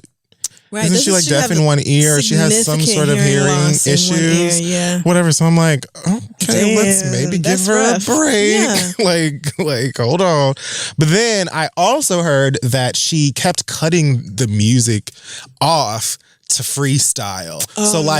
Finally, when some people were really starting to get into it, then she's like, cut that shit off. I'm going to hit them with a freestyle that nobody knows or understands. Yeah, and that's when they started her booing her off. But then I'm like, well, maybe if she couldn't hear the backing track, then that's why she wanted. Right. I'm being serious. Like, maybe that's why she wanted to just turn it off so that she could just rap. Flow. Remember when they fucked up Beyonce's lights and she said, hey, somebody's getting fired. Do I remember? Maybe that's what Foxy wanted to say, but she couldn't. Who knows? So she was just like, cut the shit off. I'm just gonna fucking freestyle since you niggas can't get it together. Eventually somebody literally came and got her. Well, amen. Literally came and got her and pulled her off of the stage. That's too much. Candy came out and was like, nah, y'all can't do my girl like that. And they just booed her. No, yeah. Candy too? Oh, well, I mean, I think that Candy caught the brunt of Foxy's leftover booing. Okay, so... Or maybe it was in response to her demanding that they let her girl get her shit off on the stage. So, like, my thing is, I'm trying to be, like, real Christian and diplomatic about this, but facts are facts. In 2019, niggas are not buying tickets to see Foxy Brown. That's just a hard truth. I mean, it's on a Foxy Brown show. I don't even know if you know... like who's on the bill the night of? I don't. I mean, not us personally. I'm saying the ticket goers, our ticket purchaser. Like, I'm sure maybe someone, is it like a surprise? Did they know Foxy was coming out? Okay. Was there like a flyer that was posted on the Instagram that day that's like, hey, and tonight Foxy Brown is going to be coming out or whatever? Because Mm-hmm. I don't know. I'm just saying, to me, even if I were in the audience, I probably would have just suffered through it if I wasn't having a good time. Yeah. Because the first thing I would have thought of if she was off sync with the backing track is maybe she can't hear it. Hell, people who don't have hearing loss or hearing issues sometimes get off sync with their stuff because they can't fucking hear it. Right. So. And that would be, like, for me as an artist, if I was a performing artist, that would be like the worst shit. I cannot hear my fucking beat, and so I cannot stay on it. I don't know where to be. And y'all just looking at me like, why this bitch ain't rapping? At least she can rap, and she's an icon, and for being able to rap and understand the words that are coming out of her face. Yeah. So, sucks Foxy. I think that she actually has a new song coming out. I heard a clip of it, and it sounded good up until the point where she started calling people Batiman. So, I guess I'll just... keep living as a gay. Go ahead and do that, because, standing up until the point. Ain't no faves. And she looks like afterwards behind the stage, she wasn't sweating it. She looked like she was having a good time. So, I'm assuming that's because she got paid either way. The check clears I'll never forget. Anyway, no, that don't need to be said. But yes, the check clear regardless. Well, there's another show to consider ticket insurance for. Please don't say fucking. And Trina wasn't there. G2B? No. B2K. G2B. You thought it was got to be real? I did. They say Raz B was going... I did think of Got to Be Real. Raz B was going crazy because J Boog was picking on him. Is that true? I don't know if it's true or not, but it's been implied. Okay, so I don't really know who they say that J Boog, the one that I said is the finest one. Right. That he was like fucking with Raz B over the whole I don't feel safe thing. There was like a signing or something that they did where J Boog was wearing an I don't feel safe shirt. See, why would you do that? To fuck with him, I guess. That's very fucking rude. Why would you want to fuck with your bandmate or group mate? Because they don't fucking like each other, sis. They're doing this for the money. I didn't know that. I didn't know they didn't like each other. At least when Escape was on tour, Candy... During the last song, Candy was in the bus. I'm not even walking off stage with you bitches. I hate you. You hate me. We are not a happy family. And you can suck my dick. I was trying to finish the Barney song. Right, no, I get it. But, I guess I'm going to just thank God that the need for a check is not that bad yet. So I have to go on stage with somebody I literally despise. I just have to praise God that it's not that bad. Because if my group mate was making fun of me, like, and not just making fun, but going so far as to wear a t-shirt, like mocking my pain or whatever, that would be an absolute no-go for me. Like, I'm just not going on stage. I'm not going to be disrespected like that. But I'm also not in whatever position they are in, so... It's sad. It's unfortunate, I guess. But, I didn't really give a shit about B2K knowing. All y'all said the show was just as good without, what's his name? J Money? All right, so that was Hot Tops this week. What's his name? What's his fucking name? I don't know. J Money? Jabani. J Boogie. Jakaris? Drakar. No, it's not that. What is their fucking names? It's J something. And then somebody else, and then Omarion, and then Lil Fizz. What's that other one? And you only know their names because they were just on Love and Hip Hop. You right. What's the other one? J something. And then what's the other one? God damn it, you just said it. Why don't you just make up names like I did for the girls on Star? I feel like I just did. I mean, well, yeah, but like... Jaborgadon? You have to use the tone as if you know what you're talking about. Oh, yeah, no. So just say anything. First of all, it's clearly B2K, Boys to Kings. Wait, isn't that right? Isn't it Boys to Kings? I think that's what it stands for. Okay, shout out to me. It's Omarion, Little Fizzard. Oh, it means Boys of the New Millennium. Oh, yeah, 2K. Like Y2K. Wow, throw bike. Boys of the Millennium. Actually, Boys to Kings is better. But I like that much better. Right, because it's kind of like Boys to Men, and then it's not so like tied to a specific period in time, but whatever. Okay, great. The read will be right back. Hey y'all, it is time for spring cleaning. Let's start with your mouth. Quip's got an easy way to start with brushing your habits away. And with their first electric toothbrush accepted by the American Dental Association, Quip can help pave the way to a healthier mouth and mind in just 2 minutes twice a day. I mean, if you're trying to be at the brunches and stuff, thoughting your life away this summer, don't you want nice fresh breath? Not to mention, with brush heads delivered on a dentist recommended schedule of every 3 months for just $5, Quip provides a friendly reminder to stay committed to your oral health. I mean, it's so important. And now the whole family can get refreshed with Quip thanks to the new Kids Quip, which has the same 2-minute timer and guiding pulses as their original version. So you don't have to remind your baby to run back in the bathroom every single night. There are no childish gimmicks, just kid-friendly features like a small brush head, watermelon, anti-cavity toothpaste, and rubber grip handles in colors that your little ones will love. Amen. And I know when I was a kid, them special flavored fucking toothpaste were like everything to me. I was like gung-ho about brushing my teeth as long as I had the jazzy toothpaste. And watermelon toothpaste, please. I would have been all about this. I've used Quip myself. I love the little travel container especially. That just makes it so much easier when you're... Woo, because Black people, we're very like scared of germs. We don't do all that, and we like to have our things protected and maintained so that we do not get sick. Okay, you guys can also try out Quip. Over 1 million happy, healthy mouths already have. It starts at just $25. All you gotta do is go to getquip.com/theread right now and get your first refill pack free. That is 1 refill pack absolutely free. The first one you get at getquip.com/THEREAD. Do something great for your mouth, girl. You deserve. Let's get back to the show. You know what's so wild is last time y'all were here, he had told me about y'all, and I was like, oh, okay, they sound cool. A straight couple? What? And you like them? Who are these people? But I didn't really know y'all like that. So I've been following y'all over Instagram over the past several months, and I am in love with the brand. I just have to say, thank you. The videos are hilarious. Thank you. I be the one where the baby slapped the phone out your hand. That's Cairo. I saw you comment. When I tell you, I ran that video back 28 times. The nigga's bad. The nigga's bad, yo. Just for reference, if y'all haven't seen this video, it's so kids funny. got snitched on.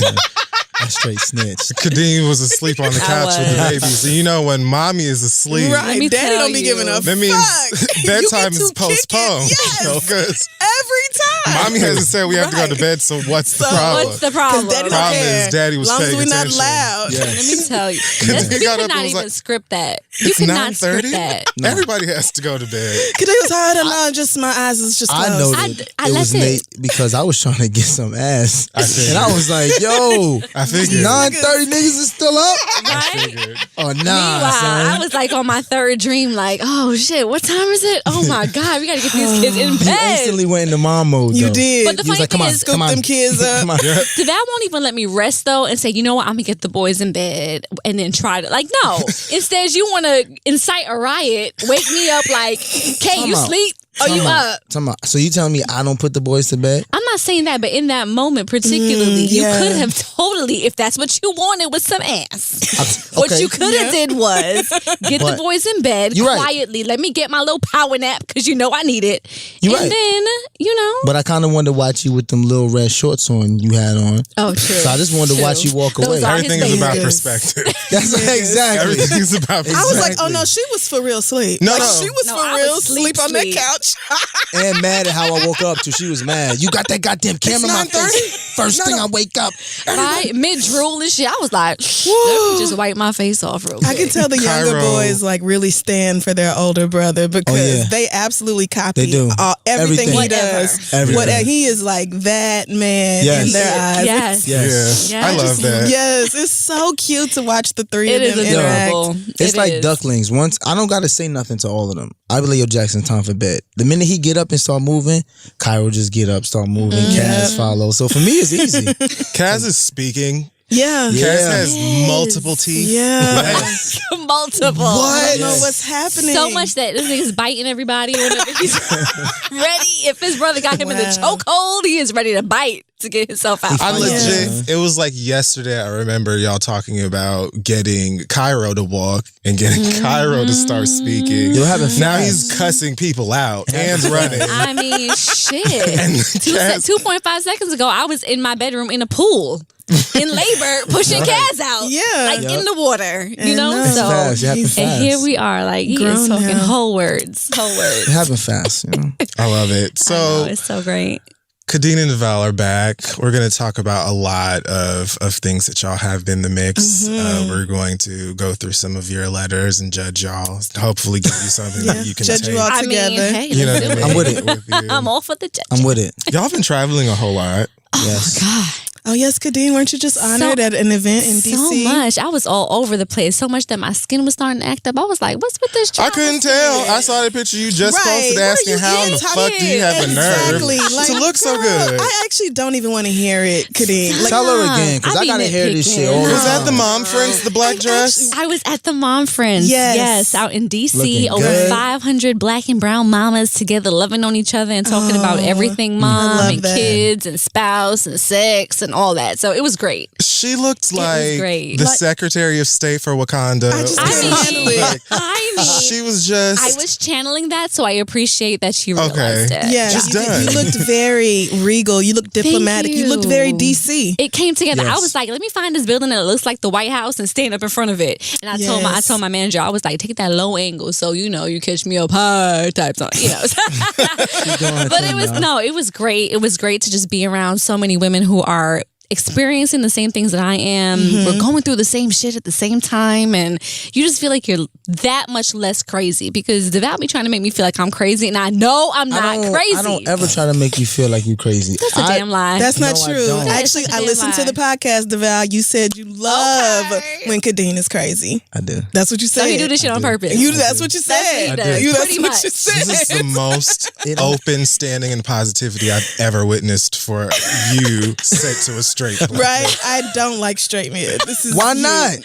Come But on. you did Though, say let's Devale not- is let's- like we a having a good You're a time. unicorn of your Let's kind. not do. We having a good time. I don't understand what's wrong with straight black men. There's nothing wrong. I mean, It's just you in particular. I think she right. We're not likes talking. you. Right. You. I are- appreciate that. Yes, I appreciate this that. is a straight man that I can have a conversation with. Is rare. So, but I'm just saying, you did say on dead ass Yes. that you like making Khadeen a Dead little ass. crazy because it That's turns the the best. sex up. That's He the feels best. the benefits of it. Yeah. He does. Yes. And you know what's when been you're a little happening angry, lately? squeeze a little tighter. There you go. See? There you go. That internal squeeze. Hey. I just watched you today, Devale, on this new Netflix show. It's Bruno. Yes. Episode Yes. 2 specifically was the first Yes. one that I saw you in. Yeah, Where yeah, you looked yeah. a lot like me, getting very high. Yeah. Discussing dog shit He with. didn't really have to, he didn't I really have channeled to my inner pull Kid too much. Fury. I had to You didn't channel have to that. pull too much for that. That didn't require too many chops. What you saying? to I get high a lot? I don't get Damn. high a lot. I never said a lot, but you perfected the moments that you do get high. So it was very realistic. Man. You know, I was watching in the back in Video Village while he was filming because I was key hair and makeup on the project. So that was interesting to have my boo on set. Yeah. Yes. And Watching. spruce him up and go and watch him work. Yeah. No, Watching. You know, that was a turn on. Because Keeping I an was eye. like, Was it? wow, it was. You know, I need to I book saw more. you standing on your Insta story. I love that both of y'all like put each other on display. Yeah. Like, absolutely. and are got just you. like openly going up for one another. It's just a Yes. beautiful thing. It's Got Yes. to. If you ain't gonna stand for the person you got to spend the rest of your life with, who gonna stand for them? No, like, it's realistically, crazy. It's my life partner, yo. Absolutely. And I feel like so many of our hopes and dreams individually have become the others. So it's like I'm rooting for him yeah. and he's rooting for me. And, you know, we've heard in the past about people who are in the same industry and there being like competition or jealousy. Right, Like within their relationship. Yeah, within their relationship. And I was just like, why? Like, we all winning. It's the same pot. Right. It's the same Ain't y'all on American the same Express team? card. Like, I mean, the same pot. the thing is, I know you take it to American Express. God damn it, you spend money, And I love that story as well. Let me tell you, the bags is coming into the same account. So and you gonna spend You all win, of them, Yes, huh? and You so the win, debits I are coming win. out of the You see- same account You as see- well. Exactly. You see you this? go. So she's standing for me so she can spend more money. And don't clock my shit neither. Look.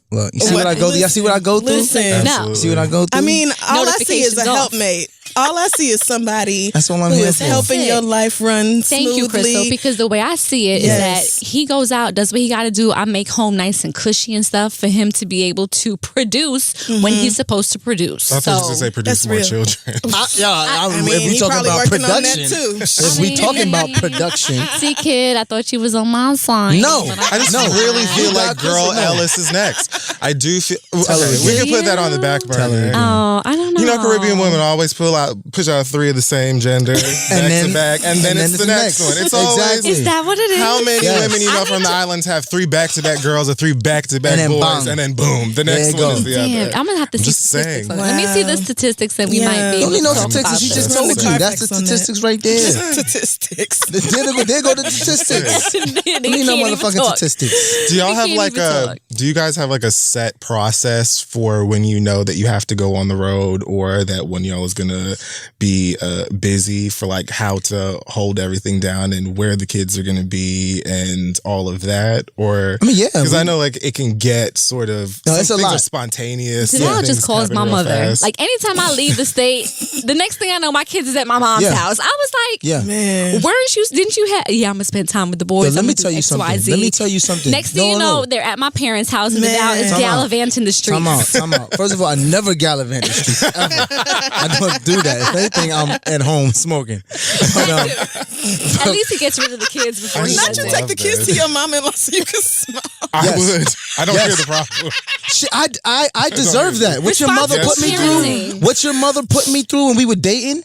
Your mother, I Stop deserved acting like that my you need- own time. You acting like you need reparations for that shit. That was so long I ago. do need Like, stop. reparations. Yo, my nigga, your mother was the meanest person ever, She was. son. The meanest person ever. She definitely We didn't talk for 2 was. years. People don't even know there was 2 years when we were in Yep. college. I did not go by He her did not parents' come house. to my house. He did not. I talk would to my drop her at the mother. door and peel out. And I would be like, Peace. Ma, like, can't you be nice? And she'd be like, Khadeen, you could have walked in here with Jesus Christ himself, and I would not care. Well, Facts. so With then- her very stush Yes. Jamaican accent, Yes. you could have walked in here with Jesus Christ himself. I'm like, Himself. Himself. Yeah, there's no Drop H. the H. Right. Himself. I love it. You know, so. and I understand Listen, it now it as a was what it parent. was, I yeah. understand as a parent, but now you a grandparent, so you can take my kids. I mean, and they Can't love it. imagine. Right, I was about to say I Love can't it. imagine that Deadass. grandma's Bring like my babies. That's Right. all she wants, y'all. She will That's never all turn she them away. wants, yo. Right. My mother actually low key like hates when anybody else watches the kids. Ooh, so wait. if I ever say that I'm taking Low them key, to like, high key, high key. I would be that grandparent too. Yo, they take them to my in-laws shade or she anybody throws? else. She'll Where- be where they going? Oh, they she'll going be at my texting me parents. like, Kay, have you heard from the kids? Like, yeah, Have you you heard know from the about. kids? Have you heard from the kids? I'm like, yeah, they're Have my they parents. FaceTime you to let you know sure that them they a ate eat, today? cuz? Yeah, right. You know she never have no food over there. Yes. And, Like, and then, damn. then I'm about to cook no more. Yeah. So I'd be like, I would be the God. same way.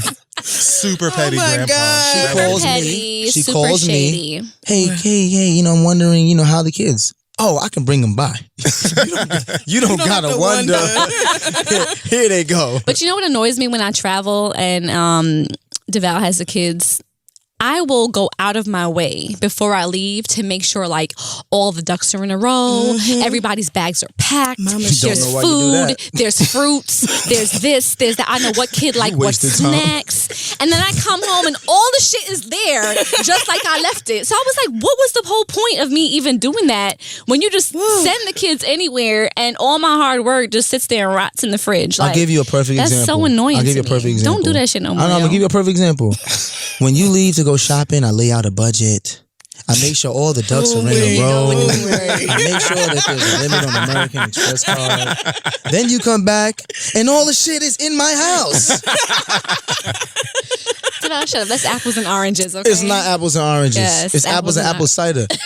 I just think it speaks to how people who have such different styles of doing stuff, and y'all talked about this on your podcast, how you have different approaches to life and parenting and everything else, and yet you make it work for the two of you as a unit and then for your family as a whole. And I just think that is so beautiful because clearly Khadeen was like, my way is superior. I'm going to prepare things down to the letter so That's what that she all thought. this man have to do is just do like I would do. Exactly. It's laid out. And Just meanwhile, exist. Devale was like, Mommy not here. So No, Every man for she not himself. here. And she not here. she not He's here. legit like every man for I himself. say the same thing to the kids when they come up to me. Eddie, what we have for lunch? Because mommy normally makes. I be like, hush. She not here. You gonna eat these pancakes again? Again. Until they go. Yes. Again. That's what Literally. you're gonna have. Eggs, Literally. bacon, pancakes. Prime example, I went to DC on a Friday, had an early train. I spoke to him on a Saturday evening. The kids still had on the pajamas they had on from Thursday night. They ain't go nowhere. Why are we gonna waste laundry? Oh my God. They didn't go nowhere. Devale, you did not give the kids a bath and change their clothes. They don't work out. It was good. They don't even sweat. They 2-in-1. They don't sweat. I smelled their armpits. They good. Seriously? Nope. They ain't got no testosterone yet. And let me tell you, Cairo has finally got the potty down. Okay. Number 1. Congratulations. Number 2, he's working on it. But the wiping situation? Yeah, that's a struggle. Let me tell you about the skid marks, okay? No. That's a struggle. Skid marks. So I was like, Devale, you could have totally gave Cairo a bath because I know he got some crumbs up in there that you need to wash. He didn't have none. I threw the underwear out. I wiped them up. Now he's throwing away underwear. Don't talk to me about budgets no more.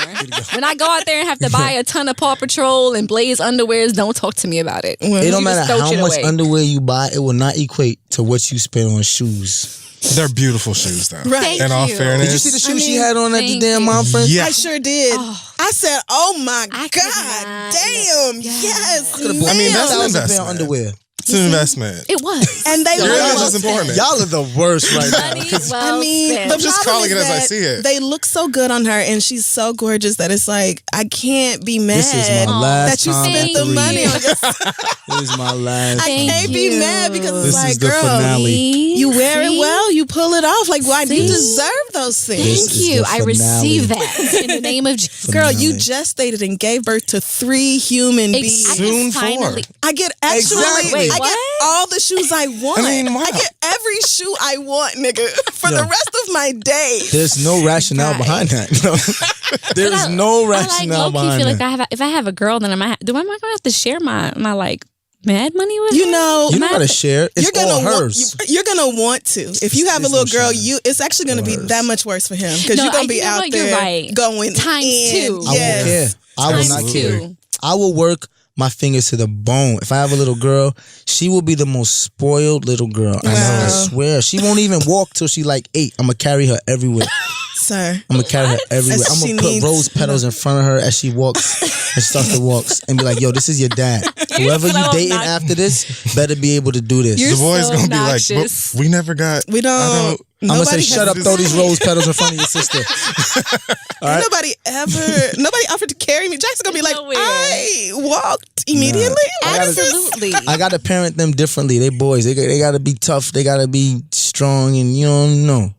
No, they good because they're not gonna have no kids. What? My daughter ultimately at some point is gonna have a baby, so she's gonna have to be used to being pampered. And what if she doesn't want to have kids? I mean, if she don't, then she don't. But I'm gonna prepare her that if she chooses that she wants to be with someone who wants to have kids, this is how you need to be taken care of. Right. My boys ain't got that. Y'all gonna have to break y'all backs to prepare for somebody else. I see you acting like Khadeen's mama did when y'all first started dating. No question. He admitted that. Right. Acting no all shady question. with my mom, but you the same No question. way. It's not worse. I'm not shading your mother. I'm just saying that she was hard to deal with. But I did say I understand. I'm a parent now. Nobody's walking into my house for my sons or my daughter. Amen. And getting a pass. That's not happening. Absolutely. Not because think about how hard we work to build everything we have. Think about that. You think I'm gonna just let somebody else come in there and screw all the hard work I put in there? I'm not doing that. There's no way. You can say, "Oh, Daddy, I hate you. I'm leaving the family. I love her." Peace, nigga. You're not bringing nobody in here that is not worthy. I went through hell to be with you. I went through hell. It was not even that bad. Do you know your mother? You don't know your mother. But look at the reward. My parents ain't put you through nothing. Huh? My parents ain't put you through His parents weren't tough on Maybe you? they weren't. No. But I mean, how could you not love me though? I mean, Fair. I honestly, I'm not seeing the issue here. Like, they're we're probably the like, look easiest at to her. love. No, she's great. It was She's super great. easy to love, I'll admit, you look all right. You were half decent in It was school. not even a look thing. You were half decent in school. I you had know? a sharp moral compass. You know what I mean? All I was, right. well There you go. versed and intelligent. Here you go.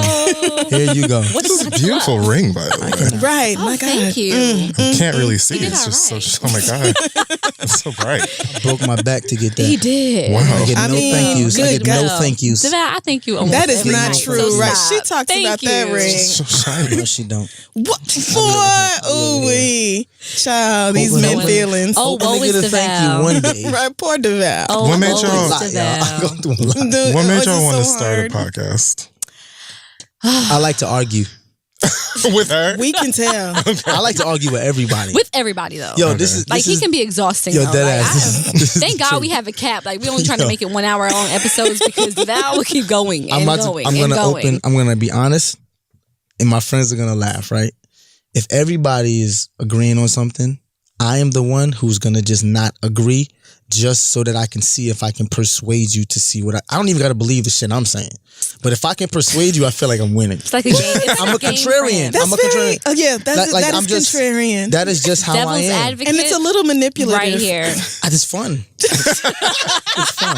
You just want to see if you can, if whether people I can can back up their persuade- own arguments. Yes, I want to see, and not for nothing. I want to learn how who in my group is smart. Yeah. My group is smart. I've gone up against a lot of men like you, people like you, and I've defeated them every time. I believe it, Crystal. because I you believe haven't it. gone Because against the me. things I believe them strongly, and I'm not going to argue about it otherwise. See, She's There the you go. Arya Stark. That's how you conversation. win. Yes. That's ultimately how you win an argument. You Right. just stop arguing. If you only argue when you know you're right, you will always win an argument. That's what I tell her.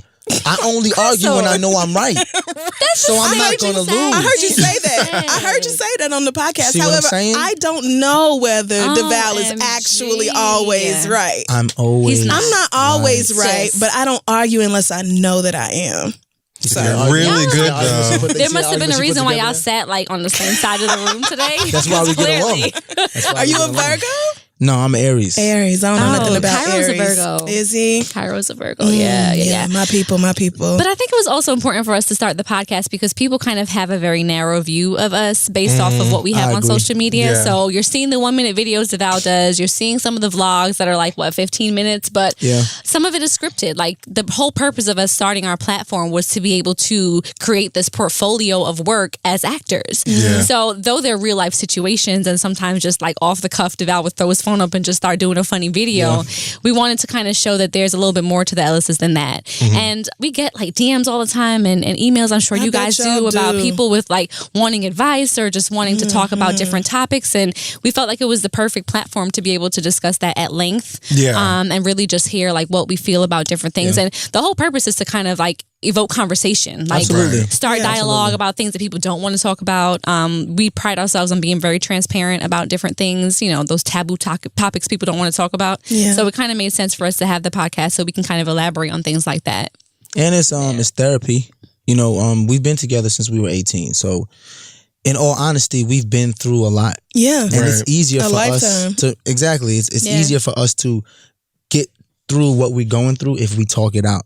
So it's like, you know what? Why can't we just create our therapy for us and it be therapy for other people? Right. Because what I've learned, even in speaking to my married friends, most men don't know that they're not the only one going through what they're going through in their marriage.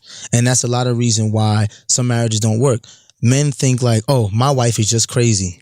Fuck it, I'm out.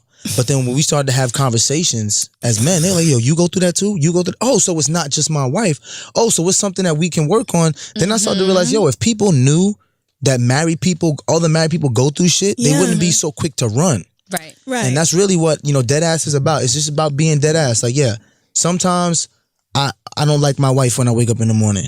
And that's normal.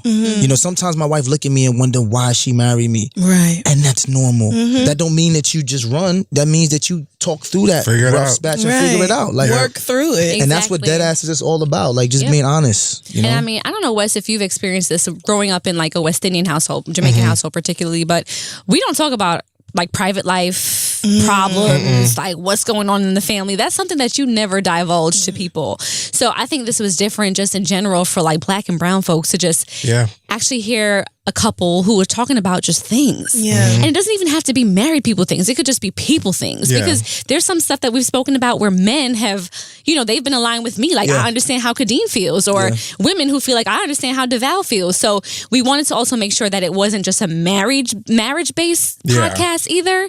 Because we felt like that would be corny after a while. Like, oh, we want to hear over and over again that y'all love each other. Like, we get it. Like, all right, so what else? We talked about that too. Yeah, so even when coming up with the name Deadass, like we got some pushback, from our network about it because they were like, well, how are we going to market that? Like, what does Deadass mean? And it was amazing to see some of these executives trying to use Deadass in a sentence. And I was like, that was totally not the right way to use Deadass. I do have an idea. Because it's hilarious to hear white executives try to talk about what a read is. Oh, yeah. I just right. So you guys understand exactly our plight. Right. Yeah. But we fought for that name because, we were getting stuff like, the Love Hour with Khadeen and Devale. And we're like, hell, fuck The no. Love Like, Hour. yeah, no. Meet the Ellises. Meet the Ellises. We were like, boo. That shit's corny. Yo, that's so corny. But then they even asked us, they were like, you need something that people are going to know when they see it, what it is. And then they use you guys as an example. Think about the read. So I was like, what the fuck does the read mean? Oh, did you say that? Tell me. You tell me what it means. And they was like, well, I say it's just it worked for them and they're popular, so now you use them as an example. But they built that on their own. Exactly. Like that's You know are what I'm the saying? read. You are the built read. that. That's what it is. So we told them the same thing. Let And us people in build the it. community knew exactly what we meant. Right. Of course. When I saw y'all show was gonna be called Deadass, I said, because them Brooklyn ass niggas is always saying I Deadass. literally, when I saw the name of it, I literally out loud said, of course. It's just perfect. It's perfect. It's perfect. It's So, perfect. we had to fight for it, but we're glad that we got it. And, and people are catching on to it and what it is. Yeah. And, that's our hope, that we can just continue to just talk about stuff that people may not want to talk about. You may, but I mean, in people's group chats and whatever, family issues y'all have or whatever, at least hopefully that will help people to create a dialogue. Yeah. At the very least, about whatever it is. Start the conversation. Start it. Because for a lot of people, you're right. Like Black Americans in the South and the Bible Belt, at least I can speak to.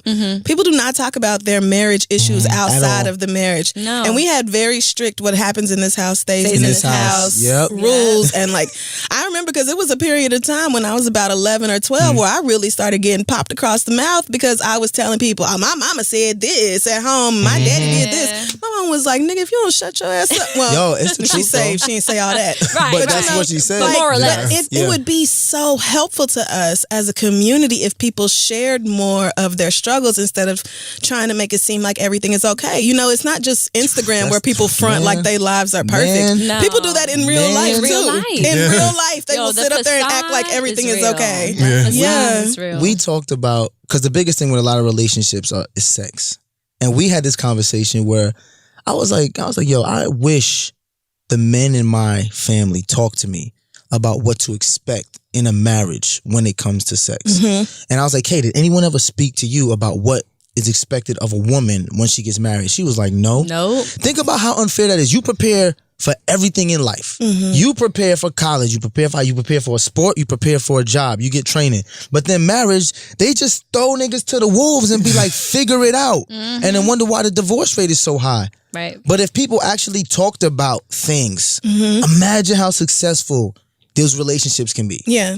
Even stuff like marriage counseling, people aren't really open to the idea of therapy or counseling or whatever if they haven't been exposed to it. If you don't know anybody else who's ever been to marriage counseling and that's not something people ever talk about, working their issues out with a professional, then when you hear that idea, you're like, girl, we don't need all that. That's what people who don't like each other. That is exactly what we said. I guess it was a little awkward too because my uncle, who's a 7-day Adventist pastor, he married us. So he was the one that was approaching us about, he not doing the one who was real wordy even though it was hot outside. Yeah, him. Yo, I listened. Let me tell you, to the whole episode. I was crying laughing at y'all. I mean, like sweat dripping down my legs under that dress. It was like a hot mess. When we got back home, when we got back to the hotel room, I was like, nigga, I have to take a bath. I was like, I need to wash up before we go for this. Before we consummate this marriage, I'm gonna have to take a shower. You didn't even hear what I said. She kept right on. You was running your mouth. Literally everybody else did.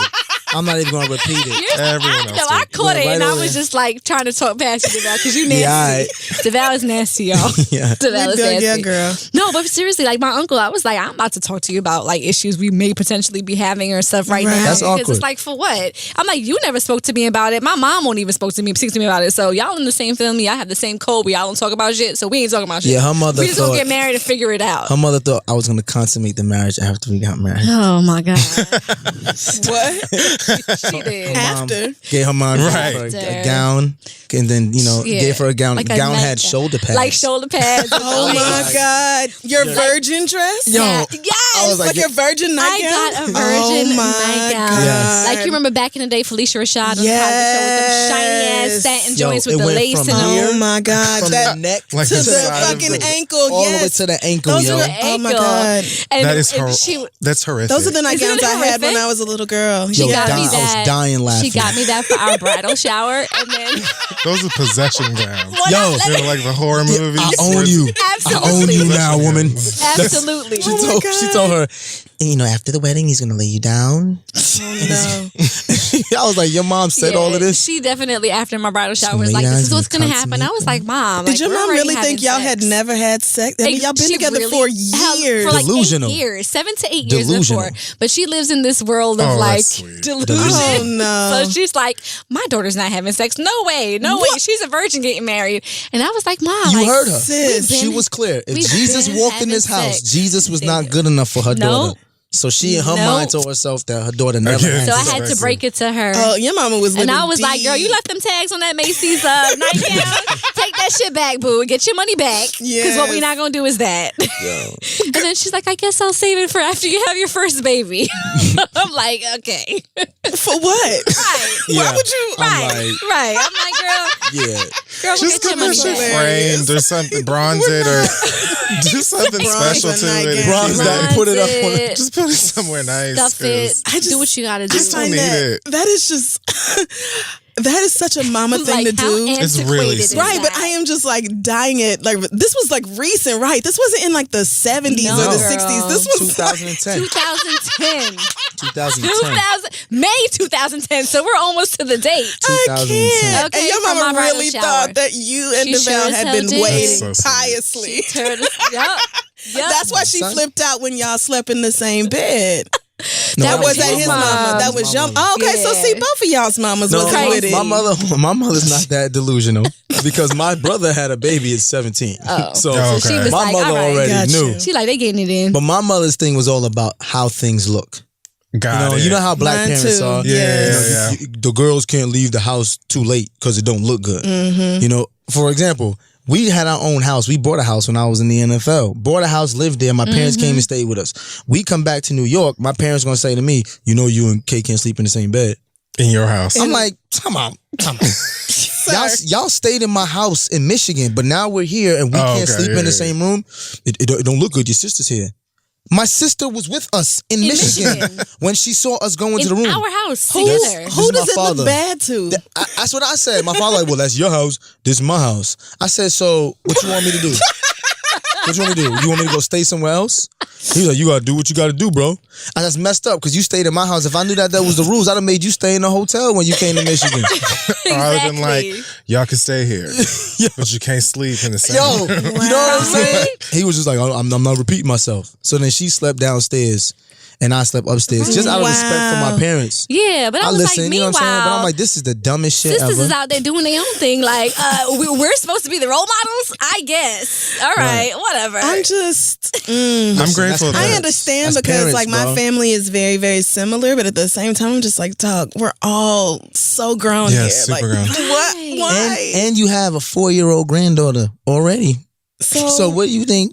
Like, what do you think? You don't think my sister know about what's going on? Exactly. Right? Like I just Did y'all MIB like blank her with the zap like zinc? Y'all don't see that Anaya's not here. Like, no, come on. Like, but that's parents. Like that's our parents. I think luckily for me with the Jamaican parents and the sort of subtlety and not talking about too much.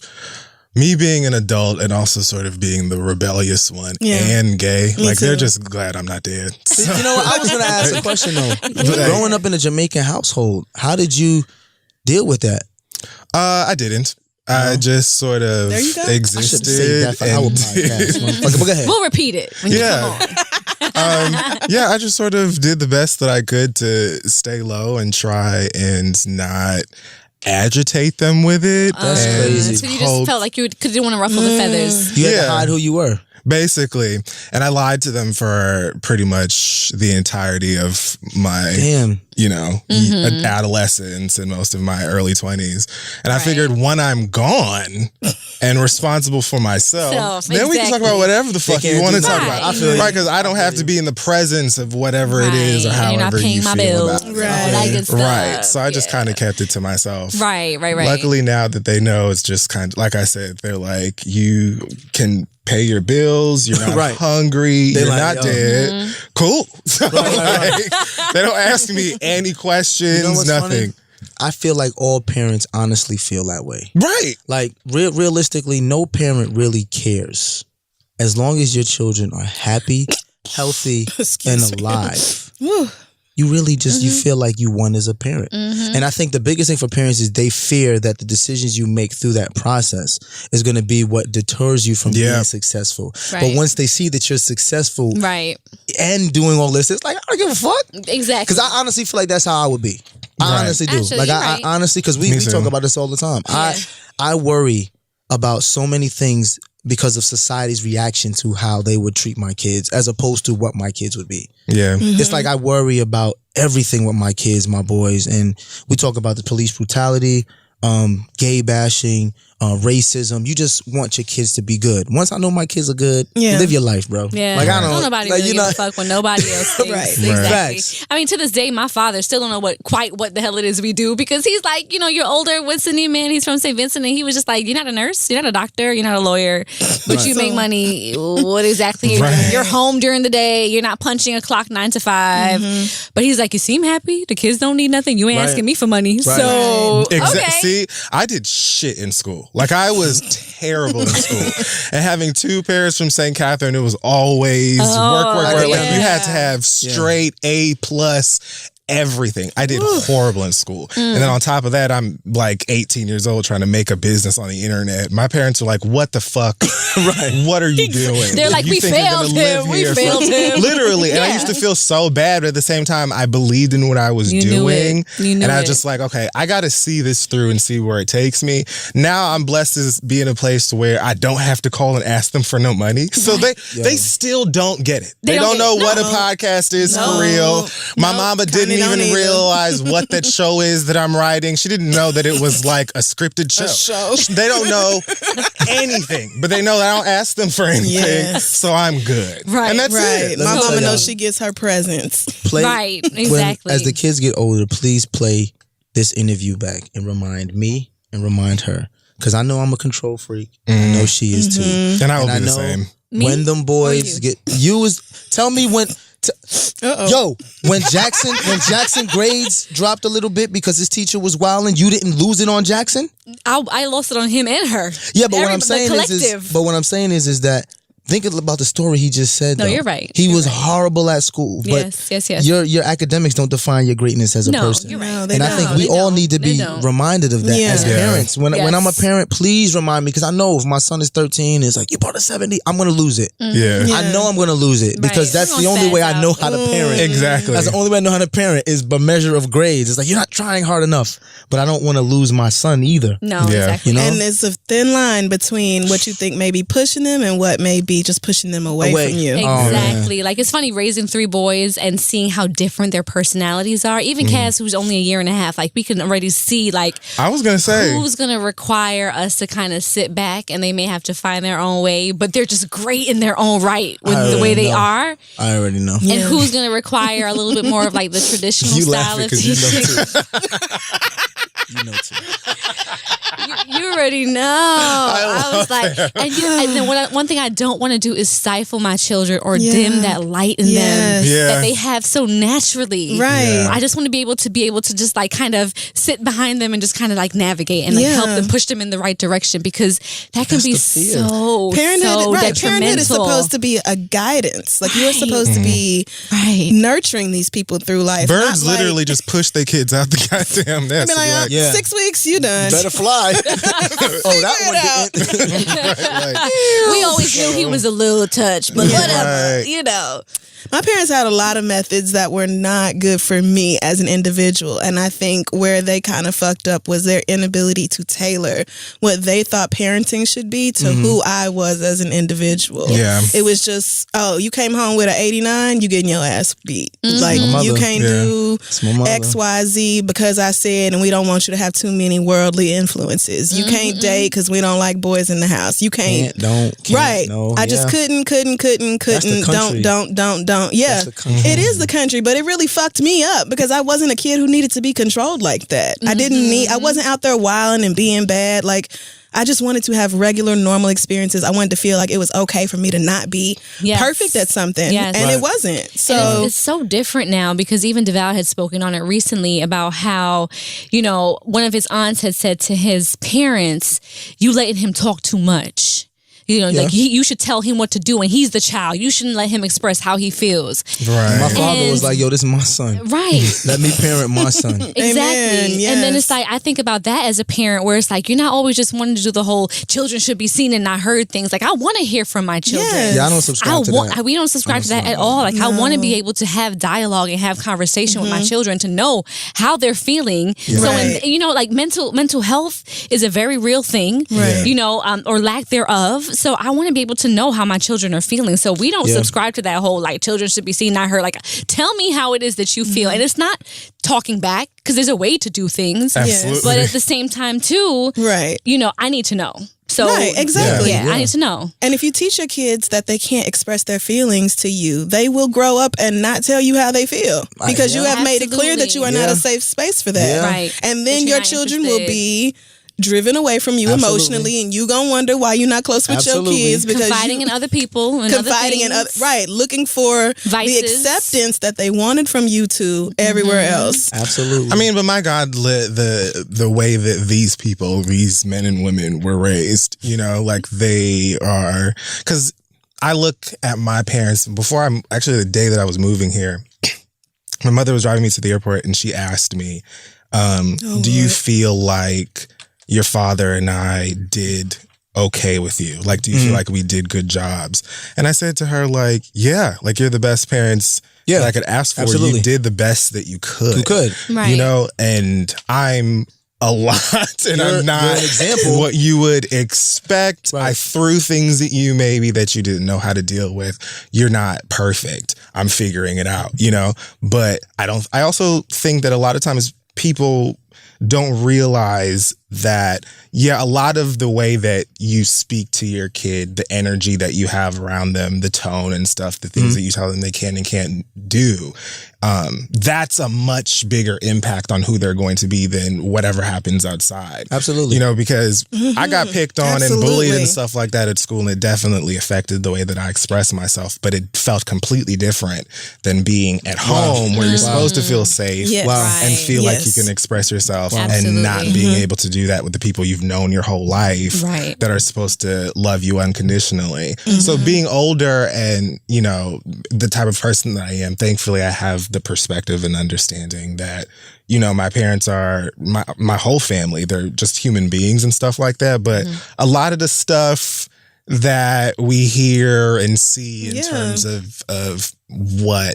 or how people choose to parent their kids these days, it's just like, don't be surprised when they're adults and don't know how to move left or right. Exactly. Speaking to my grandmother, she put things into perspective for me because I asked my grandmother, because I was always, I'm going to say a smart ass, but I always asked questions. And that was my parents raised me to ask questions. Yes. So I used to ask my grandma, like, yo, why you beat us? Like, why do we have to get beat or hit? You don't think that we could be spoken to? And I asked her this when I was about 15. And this was my nana who's from South Carolina. And she made it very clear to me. She said, I've raised all of my younger brothers and sisters. We grew up in the South, where if you were a young black boy and you stepped out of line, or a young black girl stepped out of line, you were murdered. You could be hung in the street. You would never see the light of day, and no one would care.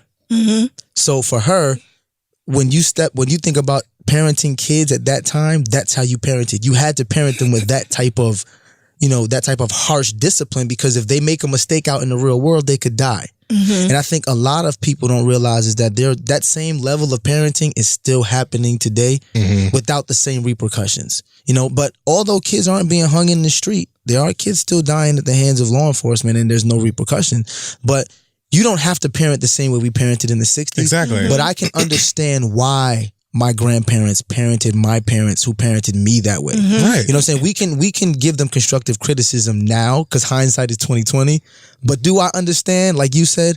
Absolutely. I do. Like, I understand. Yeah. That's super common. Like on my mama's side of the family, my grandparents and my mama and all her sisters and brothers were like, you know, we had to do that because these white folks in Tulsa, Oklahoma will absolutely string Snatch your you ass up. Yep. And that'll be the end of and you. not think twice. Yep. Right. But then some people just have generational trauma where somebody was abused and they passed that abuse on and they passed it on. And there has never been anybody in all the line of descendants to break that cycle. That's true. And it's just, That's true. It's just really fucked up. And even, you know, again, with where my parents come from and, you know, like classism and poverty and things like that in Jamaica, that's where the whole education and occupation thing comes from. Oh, absolutely, yes. Education was supposed to be our ticket out of the hood, you know, and since all my aunties and uncles and my mama and dad, everybody had advanced degrees, it was like, oh, you got to. You got to have it was an automatic. It wasn't, are you going to college? It was, which college are you going to? Right. Yeah. Right. No, absolutely. Oh, but I Very just real. think, you know, I think most parents truly do what they think is best for their children. Yeah. And absolutely. I think your kids will eventually get to the point that we all got to where we realize our parents are just human beings who had whole lives before we were ever even thought of. Yes. Absolutely. And as long as you as the parent are open to that child saying, you know, whatever they need to say, having conversations with you like, you know, such and such really affected me in my childhood. And as long as you are open to having that conversation, then that relationship can always be healed. Absolutely. It can always be whole. But once you like shut down and pretend like you knew best and can't It's be a told wrap. nothing, right? It's a wrap. Because when they're grown, they really don't have to fuck with you no more. No, that's the They truth, really man. don't. Your kids grow up and That's don't my have to. biggest Yeah, fear. they don't. It's only so Yes. long you can rule them with fear and terror, you know? Right. Yeah. If you're not willing to like be real with this nigga, like at some point we're both adults, you Absolutely. know? When are you Absolutely. I get gonna that. acknowledge I that? feel like we're So- going to be that generation to break that cycle. Definitely. I think Yeah. so too. We Yeah. were talking about this a Definitely little think while so. ago because we're just so much more aware of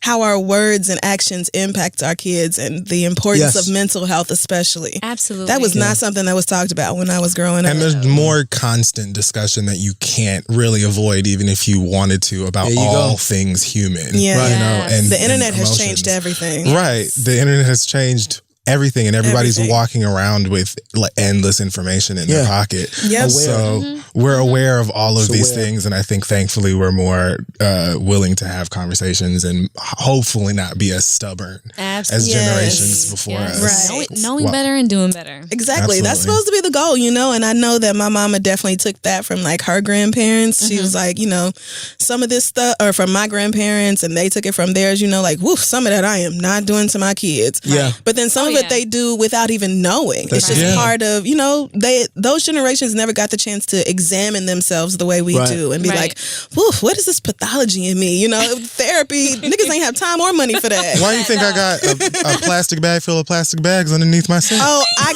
my daddy's did. got 4 different plastic bags that are filled with plastic family. bags. My parents did it. Kitchen sink and Need both a of the plastic bag? It's right bathrooms. there. We're the cannot plastic tell bag you. bag. Yes. It's in the pantry. It's to the point that we're And you like, know what I'm talking about too. Yes.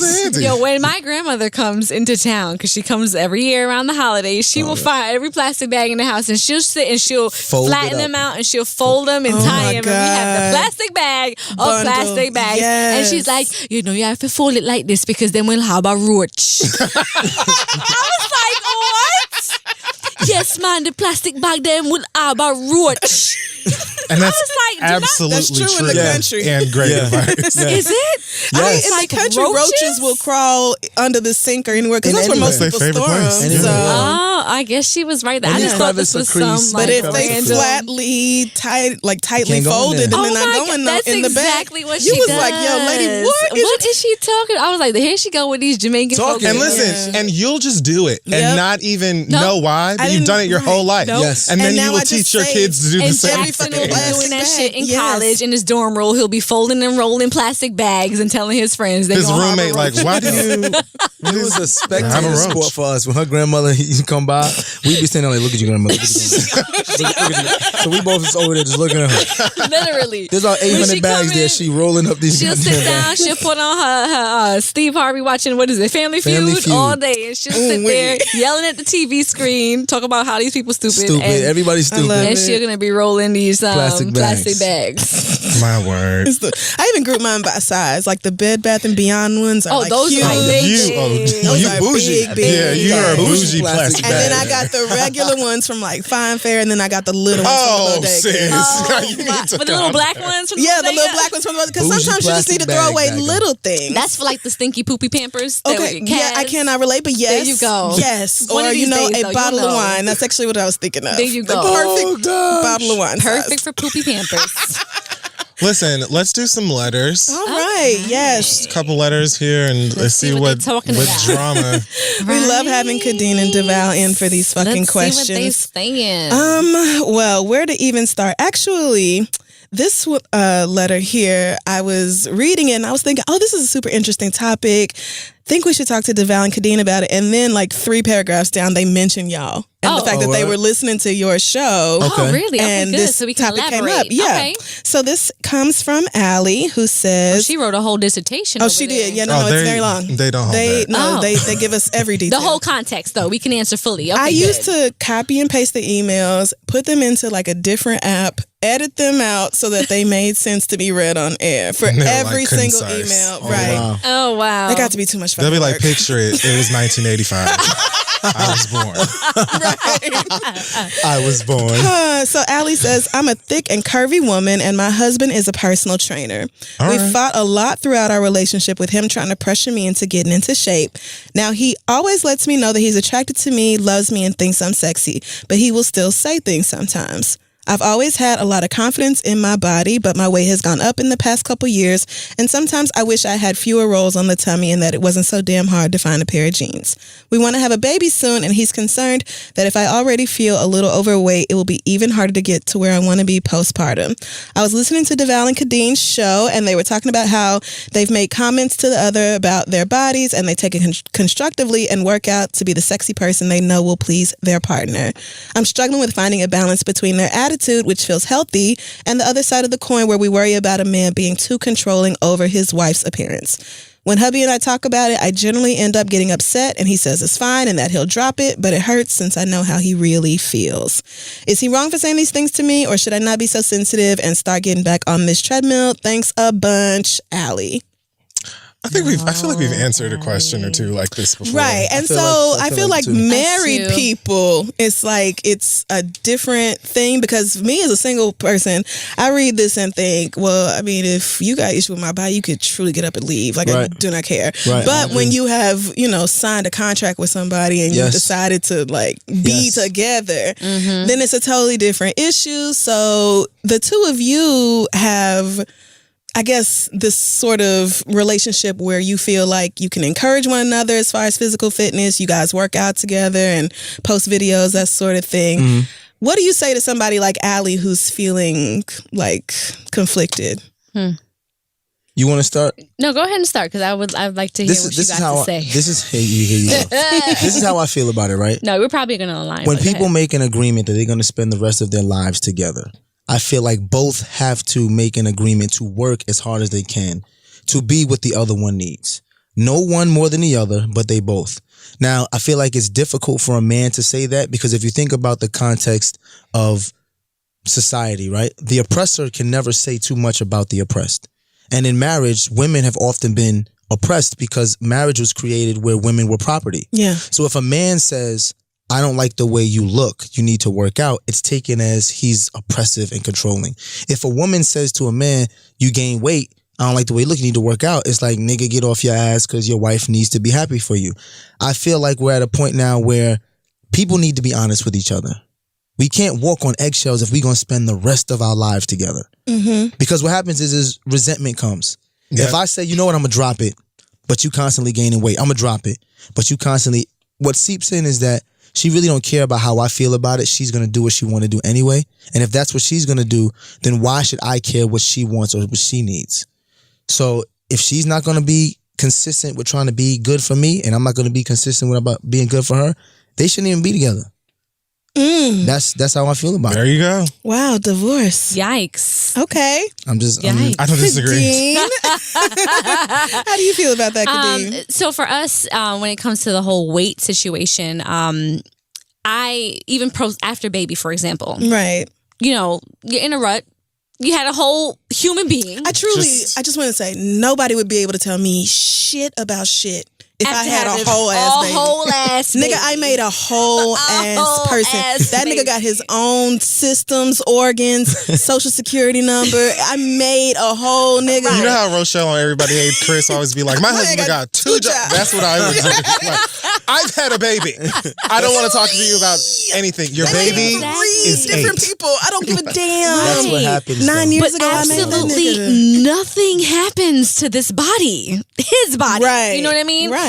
But at the same time, too, for us and with our dynamic, I know I'll eventually be like, I don't like the way this dress looks on me, or I want to get back in front of the camera, so I know I'm going to have to do X, Y, Z. So on those days when I don't want to work out is when Devale will be like, so you coming to the gym today? And I get all in my feelings because I'm like, what are you trying to say? Yeah, we don't. Tell me what it is. To the gym. We don't skip to the gym together. No, we don't. He's just like, well, you told me that you want to be back in front of the camera. You want to start acting again, and you want to start doing this again. Like, so how do you expect that to happen? Right. And it becomes a tough love situation with us. So I'm like, okay, all right, he's trying to motivate me, and I know sometimes he tries to be ever so tactful with the way he says it. Because of that oppressive thing. That's why. You know, right. But sometimes I'm just in my feelings about it. And I'm just like, well, nigga, I don't want to work out today because I'm doing X, Y, Z, or I have a baby hanging off my titty and I didn't sleep last night. And that's where we were a lot of times with the conversation when it comes to weight and stuff like that. But I do agree that if you are with somebody and y'all are trying to work for each other, the lack of effort sometimes is what will cause the demise. So even if she said, you know what, babe, I hear you. How can we now work together to make this a thing where we're living a healthy lifestyle together? Right. You know, there's just always a way and there's an approach to taking it, especially when it comes to weight, because it's such a sensitive topic and it's an individual thing. Like you can't talk me into wanting to work out. Like I'm going to have to want that for myself. Right. Yeah, I agree. You know what I mean? And I think a lot of times too, Devale puts the onus on, well, you're not working for me. And I'm just like, nigga, I'm a whole individual. Like, you have to work for you first. Work for me first. Yes. Exactly. That's not fair. It's real, but it's real life. I think that's just what it is, though. You have to work for you first too, in order to be as present of a husband and father as you can. You have to have filled your own cup first. I agree with that, but what I'm saying is, if we are in partnership together, you can't always think about yourself first all the time. Because if you're going to think about yourself first all the time and I'm going to think about myself first and I'm never going to think about my partner, then we're not really in partnership. I'm going to do what I want. You do what you want and you fine. Part of being married is that I got to think about my partner first. And I think what happens a lot of times is because women have been so oppressed by marriage, it's a lot more difficult for a woman to give of herself. And I understand that. Like, you got to give of your name. You know, like there's so many things that go with marriage for women. Right. That I understand that. But that don't change the fact that this is life we're supposed to be spending.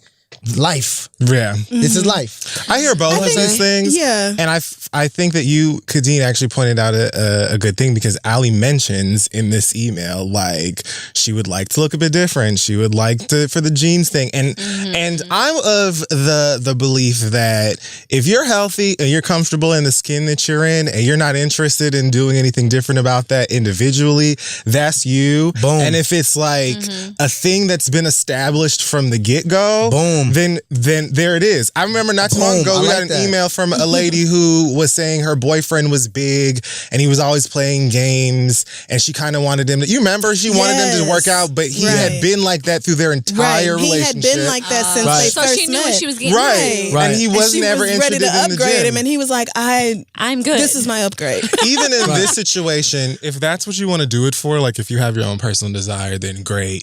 If you started talking to this nigga because you thought he was fine and he just so happened to be a personal trainer, or you lied about fitness. So then you might have to sit him down and be like, look, I never gave a fuck about this fitness shit to be just kidding.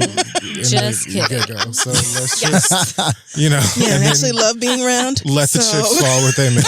Pretty much, sis. If Honesty that's the case. Yeah, because if it's a make or break, like a huge deal for him, then let that be a huge deal for him, and he can go find somebody who loves being in the gym with him. That was my point. Then again, he could be your accountability You did say that from the very beginning. I said from the very, and y'all were like, ooh, but that's what. Because that only works if your wife actually wants to be in the gym more. It only works if she actually has expressed a desire. I don't think it's the gym. No, I don't think it's the gym. I think it's just if your wife wants to be your wife, or if your husband wants to be your husband.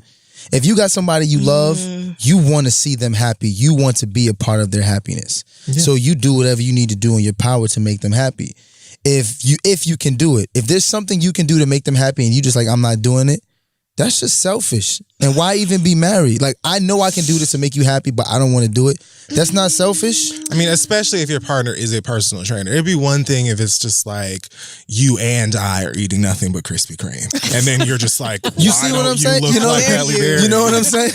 You see, that's fucked up. Why don't you look like Idris? I mean, I guess I see what you're saying, but the bigger part of me is like, you don't owe nobody, your body. In right, marriage, but you have to be honest about that. Okay, I'm gonna let married niggas have that, because I just simply cannot fathom a situation where I would ever be honest be about like it. that. I would never be honest. Yeah, I'm being honest. Like, that is not something that is funny. I'm saying individually. Be honest about it. If you're just like, I don't give a fuck, like the buck stops there for me, marriage and all, then that's what it is, and you have to then realize if that marriage is gonna work for you or not. Divorce is a thing that happens. Let me tell y'all, this is not a woman thing. I owe this woman here to be in the best shape of my life until I die. Mainly because if I want her to be attracted to me and to have that same passion and fire in her eyes, I can't just let myself fucking go. I owe it to her to be the best version of myself. Like, I don't think that that's a woman. Only women owe that to men. I think that's just a people thing. Right. Why not take care of yourself to the best version, to be the best version of yourself for your significant other? If you can and you generally, you know what I'm saying? If that's what if she wants, the two of you want to do. That's what I'm saying. If she wants that, yeah. Trust me, I have days when I just don't want to. Now look, if you say to me, but if you say to me you don't want it, sometimes no. But I'm saying if you say to me you don't want that for me, and you like Devale, I don't care if you gain 300 pounds. All right then.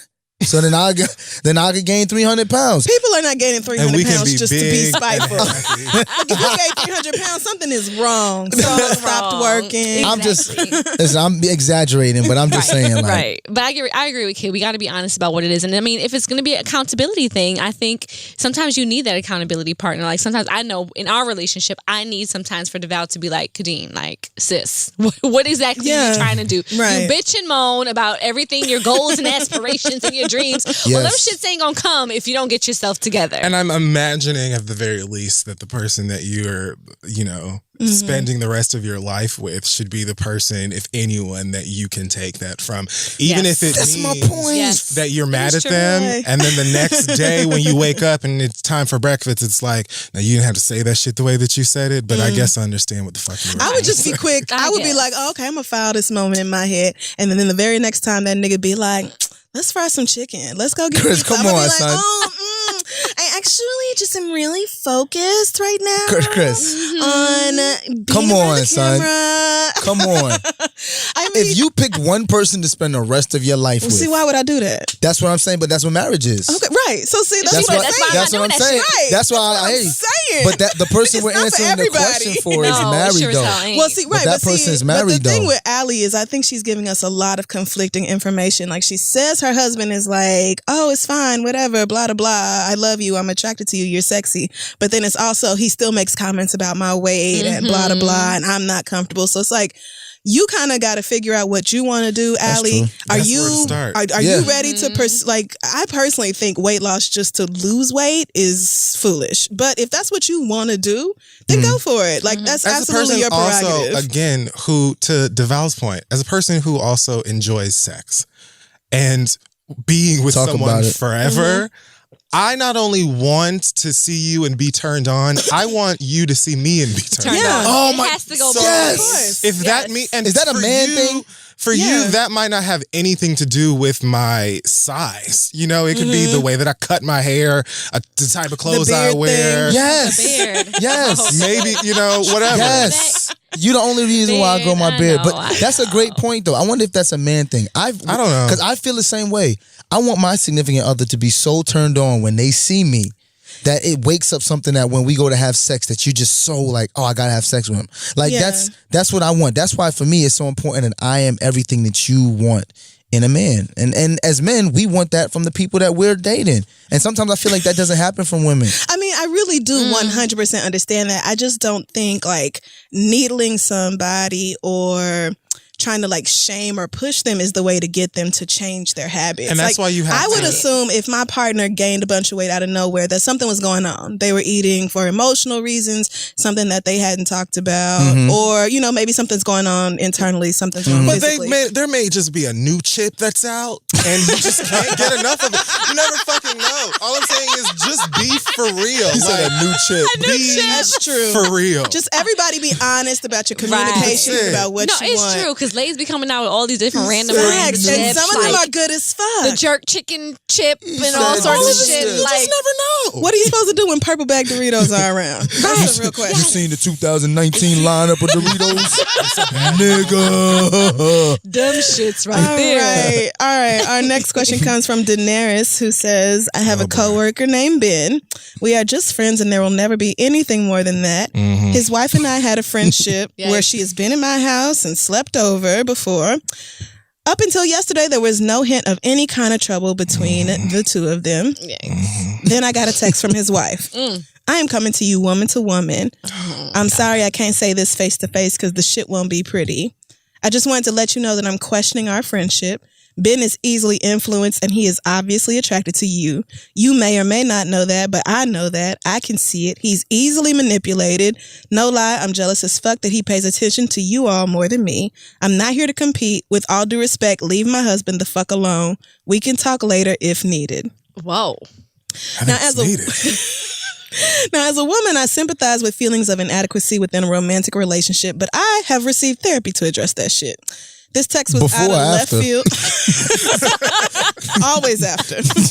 Always after. Yikes. This text was out of left field, and I feel like she was trying to threaten me and needs to be put in her place when it comes to coming out of pocket to the wrong person. She needed to address her issues with her man and not me. This isn't a friendship I need or require. Within an hour of her sending me that message, her sisters added me on social media and started liking my pictures and tagging him on others. This high school bullshit does not sit well with me and just shows that I'm dealing with little children with many issues. I feel stuck between a rock and a hard place. Do I cuss her out for coming at me the wrong way, or do I take the high road and delete and block everybody involved? Please help. I am ready to go full mad queen and burn this shit down. Thank you, Daenerys. A rock and a hard place. Well, I guess it's because this is her coworker. Right. I was going to ask that. Yeah. Because I thought I heard coworker. Right. And I would be stunned if my coworker's wife texted me out of nowhere talking about, you maybe can't tell that my man wants you, but I can. Because how the fuck is that my business? Right. And she slept over at her house too? Right. Like y'all what does that even mean? Y'all having sleepovers and shit and all of a sudden you feel some kind of way? Right. So as a married woman, and of course you and Devale, I've heard it on the podcast, y'all talk about how you fully expect the other to be attracted to, you know, fine men, fine women because they're human beings. And of course you see somebody fine, they're fine. Right. But how do you handle it? Maybe not like you being jealous over him or another woman, but like how would you handle yourself in this situation if somebody came to you like this about they man or anything else? Mean if I was the married woman now texting this woman? Well, at the job? No, because I feel like that would girl, be right. That was totally not my character to do some shit like that. No, that's just ridiculous. I mean, like if you were on the other side of it where you felt like you and this girl were friends, we cool. Of course, I'm not like looking at your man or worried about your fucking man, girl. Like we just work together. Absolutely. What do you say to her? You're addressing the wrong person. Right. See, clearly, that's the first thing that comes to mind. Your issue is not with me. Right. You're upset with me because your man finds me attractive. Right. Like, That's the issue there. See, that you y'all could are just be having. like, first of all, girl, everybody's man finds me attractive. Do you know who I am? I'm Khadee Ellis. I'm literally so fine. You're so stupid. I'm saying, everybody's I'm telling man the truth, though. and a woman. That's a mess. Devale, how would you handle that at work? Like what? Once your wife done went off the deep end and started texting your coworkers. Oh, if that was my wife? Yeah. Yeah. If you were the husband in this situation, if you were the Ben. Devale would have snatched my ass all the way up. How dare you embarrass me like that? Yeah. I probably would have. But why because, you liking bitches at work though? First That's of all, what I would have had to say. First of all, I'm kind of flabbergasted. First of all, Yeah, I'm blown away. Yeah, this that I like whole this. story. This to me sounds very, very middle school. Juvenile. Very juvenile, very middle it school. does. It sounds But I do French understand that people take their spouses very serious. And I wonder if him and his wife had a conversation, because this don't seem like something that just comes out of nowhere. Normally things come to a head. And I wonder as a man is if them two were, if they had conversation, I don't know about her, then she found something and then blacked.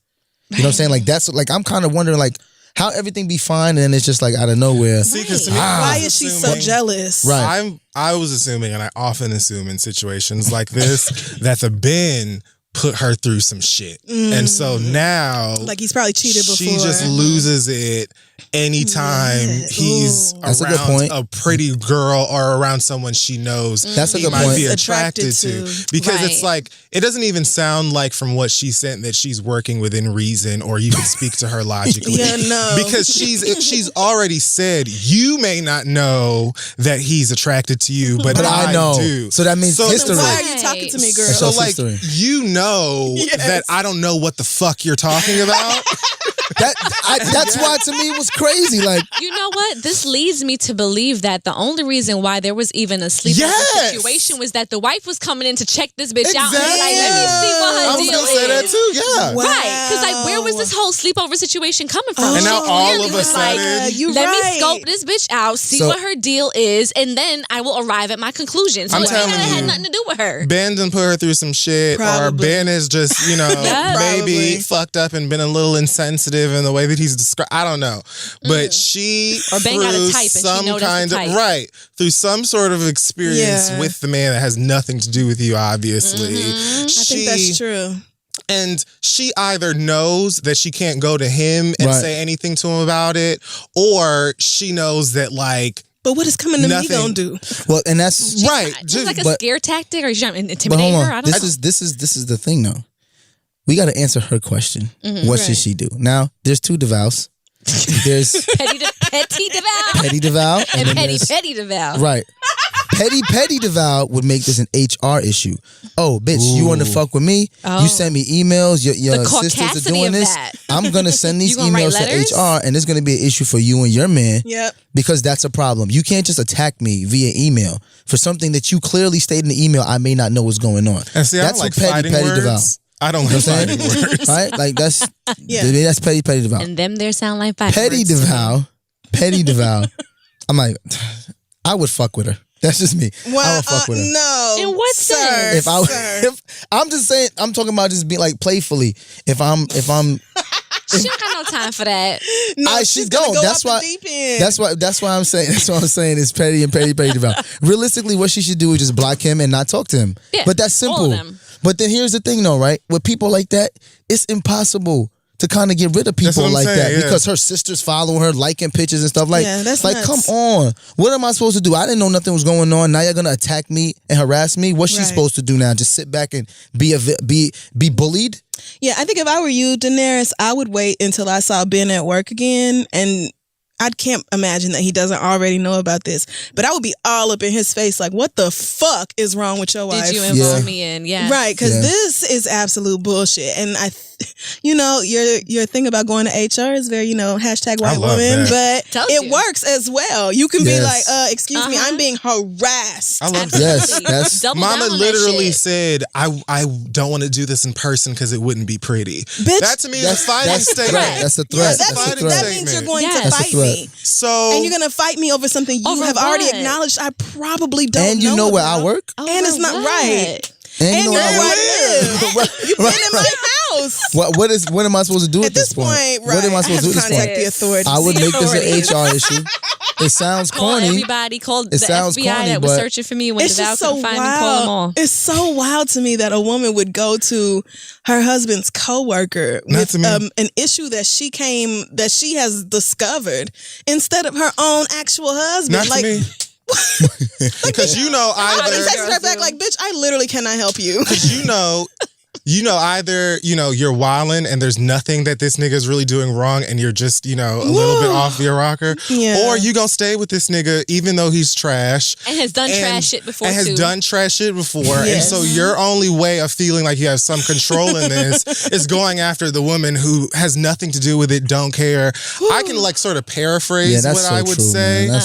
I would respond as well as going. I definitely would. That's why I said I would fuck with her. It would sort of be listen, it's going to be an acrimony situation. It would be very professional, very concise. HR. HR. So you don't have to worry about me and Ben ever. I will no longer be speaking to him unless work is involved. Oh, Lord. I will also be showing him this email so he knows what's going on. But yeah, not interested. You have nothing to worry about. I wish you guys the absolute worst. And... but as far as it not being pretty when you and I see each other, let's just correct the tone on that. That's just not something I take lightly or play with. Right. It really won't be pretty if you come to me. I just want you to understand that with this. Hands are willing and able to be passed out. I need you to understand you're not just going to whoop my ass. Why get to run up a bill at the hospital? It's not finna happen. Over just assumptions. Right. Let's just all move into the future. Woo, girl. Sent. Amicably and blocked. I'm still flabbergasted by. Come on. I know you don't know what's going on, but I do.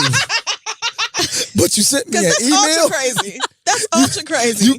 What do you even say then? Okay. You really texted me and said, I'm going to let my feelings out and direct them towards you, even though you have no idea what's going on. Exactly. But then she said, stay away from my husband. He works here. I have to see this nigga. I cannot stay.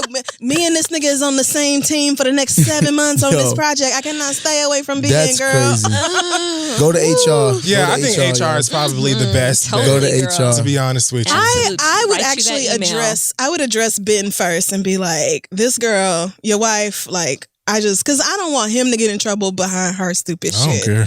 But I'm with me you. either. I'm like, group all of them together. Self-preservation. Group them together. Exactly. Yeah, he could be CC'd in the Birds email. of a feather. There you go. You can CC him. Self-preservation. Woo. All right. Last question. This one comes from Anila. She says, I was invited to a friend's wedding earlier this year with a bunch of other coworkers. I reached out to one of the invitees that I was close to back then and asked if she would be interested in sharing a hotel room with me. I am just finishing up grad school and cannot afford to pay for an entire room all by myself. She said she wasn't sure of her plans and would let me know in April. I checked in again with her then and she ignored my message. Ultimately, I asked the bride for a +1 so my partner could come with me and split the expenses. Excuse me. Today, the quote-unquote friend sent a message to our group chat asking if anybody wanted to share her hotel room because apparently another one of our friends had to travel for work last minute and will no longer be able to attend the wedding. I realized the two of them planned to share a room, and instead of just being straight with me about it and saying that they were sharing, they just ignored and avoided my multiple inquiries. This has left a bitter taste in my mouth, and I don't really want to interact with her at the wedding. I know we will all be seated together and expected to hang out since we know the bride. I don't want to create drama at or before somebody else's wedding, but I feel like her behavior was childish, and I don't want to engage with her. How do I get through the wedding maturely, but at the same time keeping my distance? As an FYI, it is an Indian wedding, so it will be 4 days long. Let it go. Let it go. Yeah. We got bigger let fish it go. to fry, girl. That's an easy one to me. Absolutely. I don't waste no time or energy with people on dumb shit. Right. First of all, you can't tell people how to deal with you. All right. I ain't like the way you dealt with me, so I can keep it moving. It's an Indian wedding, which means it's probably going to be about 500 people there, right? Right. It goes on for 4 days. Right. 500 people, you can find somebody else to talk to. Absolutely. You know what I'm saying? In a whole crowd, that's, even if we at the same table, And I appreciate her saying she doesn't want to interrupt the bride's day. Mm-hmm. Yeah, because I was really going to ask Khadeen, like, your wedding day, would you even want to be approached? Yeah, I know you wouldn't want to be approached with no stupid shit about these bitches arguing over a room. Planning my cousin's wedding, like helping her plan with that and bachelorette and bridal festivities that's already like tanking with people who were just like falling by the wayside. And I'm just like, where did you find these friends? Quote unquote friends. Yeah. You know what I mean? To be by your side on your wedding day. I mean, you're attending as a guest. There's no reason to get the bride all riled up about it. There's way too many people there, and it's not even that big of a deal. Like if they don't want to be in a room with you, they're doing you a favor by just leaving you out of it. I think her feelings are hurt though that they didn't just say that. That they didn't just say, "Girl, we already rooming together," right? Or we don't want to room with you, well, right? So you feeling like, why wouldn't you just say something instead of ignoring me or acting like you ain't seen my text? Well, here's the thing too. Sometimes people feel that they're friends with people who you're not really friends with. Oh, you might have just been acquaintances. It's true. And maybe they don't owe you anything. They work together. Yes. So maybe they don't owe you anything. Maybe it's a thing where now you have a clearer understanding of where you fall in the line of priorities. Now that you know that, don't give them the power to feel like, because now you give them the power. I don't like the way you dealt with me. Now they feel like they have some over you. Go in there, have you a good old time, get you a couple drinks. You're not going to remember what the hell happened anyway. That don't matter. I mean, the upside is that now you get to bring your partner, man, whoever. You see what I'm saying? Right. And so now y'all get to get drunk at somebody else's wedding, go back to the room, get crazy, nasty. Do what you got to do. Yep. And let's be clear, she was making business decisions the entire time. She wasn't making any of these decisions thinking about how other people feel. She was making these decisions based on the fact that she don't want to pay for the room. So it's like, you didn't even invite financial. Right. You didn't invite your partner until they flopped. Right. Exactly. So like now you're gonna be mad at them. A coin, boo. You pretty much did the same thing. Like, don't feel bad. Just go chill, have drink somebody else. Yeah, this is super. And I would be offended that people didn't just say that to me though. I would be like, damn, bitch, you couldn't just say something. Like, are you scared of me? Or like, you couldn't just give me the, because then I could have planned weeks ago to bring my man. What I was gonna do. Exactly. So that would get on my nerves. But will you let that affect you for 4 days at a wedding where you get free alcohol? I'm going to turn up and have a good time. But I think if we were together, like if we were in the same space, I would have to say something about it because it's bothering me and I can't be fake with you. But I also am. I can. Yeah, I can totally ignore I'm the same. I'm not giving you that benefit of the doubt. I can't. Absolutely. Like I cannot sit and have a conversation with you without bringing it up. Oh, but see, I don't need to have a conversation with you. If we had a table, then I can sit there and ignore you. But a conversation, I'm not going to act like. Well, you don't have to. You didn't do that. Yeah, you don't. Well, I mean, it's 4 days long. Who knows? I don't know what all is going to go on. Let me tell you something. I was going to say this early on. This to me is super easy. You don't you're not getting married to this person you're pissed at. You just being present at this wedding. If they pissed you off, be honest with yourself. If your feelings are hurt, that's fine. But in a way, to me, this just means that there are less people I'm obligated to speak to. I don't have to say anything to you. I will literally act like you are invisible the entire 4 days. We need to go to a wedding together because I would do the same shit. It's not hard. There you go. For some people, that energy is almost punishment in itself. Hell yeah. He didn't say nothing to me. Then they're like, what's wrong with such and such? Oh, they didn't say anything to me. While you're minding your whole ass business for 4 days. And there'd be roomies going back to the hotel room talking about, did you remember what she didn't even do XYZ? She didn't even talk to us. You're going to be talking to town, girl. It's all right. You'll be all right. You will be just fine. Yeah. By day 2. I think all of y'all are more evolved than I am on this. Because I would definitely be stuck on, but the bitch could have just texted me though. Like, I would definitely be like, I would have an attitude. So then let me say this though. I wouldn't start no shit at nobody's wedding. I won't do. Definitely not. I won't do. What if you say that to her, then you find out that they didn't really consider you that close of friends? Now, after you said that and expressed your feelings of how hurt you are, everybody's laughing because it's not that big of a deal. Now you have a table of people laughing like, wouldn't you feel bad now that you just gave them all that power? I feel like a derelict? I don't. I wouldn't for a couple of reasons. First of all, because other people's reactions don't really affect me. Like, you can feel like what I did was stupid. I still did it. I'm still going to own it and stand up in it. But you let that affect you? No. But my thing is, if we have a conversation and she says, well, girl, we just not that close, I ain't want to share a room with you, I'll say, okay, and did that why would that keep you from sending a text message saying that? Why would that keep you from saying that? I totally understand that. Like, I could if we're not that close, why you wouldn't just text me back and be like, girl, I have other plans? Period. Period. And we could have avoided all this. I learned like late 20s, and even still, I'm getting used to that. I am an individual. The way that I think, the way that I operate is not the norm, and not everybody is going to do. Not everybody is as upfront or willing to say certain things. Because I'll just say whatever comes to my mind and think that because I didn't say it disrespectfully, that you shouldn't take it away. I agree. And some people just will because they're not ready to hear what you're going to say or the honesty, which is like maybe we just aren't that close, girl. And I would appreciate that you say that. I wouldn't even take that. That I would not be seriously. hurt by a girl like I had even if plans. I thought we were good friends and you were like, I just didn't consider that. That's true. I'll just take that. That's not gonna hurt my feelings. So I get what you're saying, but given the space and the time that you're in, I'm ghosting you. I don't see you at all until this 4 or 5 days is over. And then, first of all, by the time that the wedding is over, I probably won't even give a fuck to say anything to you anymore. Wedding is done. But even if I did, then it's a better environment anyway. For you to get it off of your Don't chest. try to come in the photo booth with me and hold up the little mustache and take pictures like we right. Exactly. Okay, we're not doing all that. We're not using the wedding hashtag together, bitch. We not. You're right. That's probably safer because shots. the absolute last thing I want to do is cause a scene at somebody else's expensive ass formal event. I definitely don't want to do that. Yeah, right. That's bad. So that's probably for the best. But there's a lot of power in ignoring the fuck for out of me, somebody. But for me, in the back of my head, I would just constantly be like, "That bitch knows she could have just said whatever your reason is. You could have just said it." Yeah, like, don't do that at an Indian wedding too, because they'd be like, "That's why we don't invite these niggas." Who invited them? I think an Indian girl actually emailed this, but you're right. It would be even more of that. Like, who invited Crystal? Y'all knew that bitch was ghetto when she got here.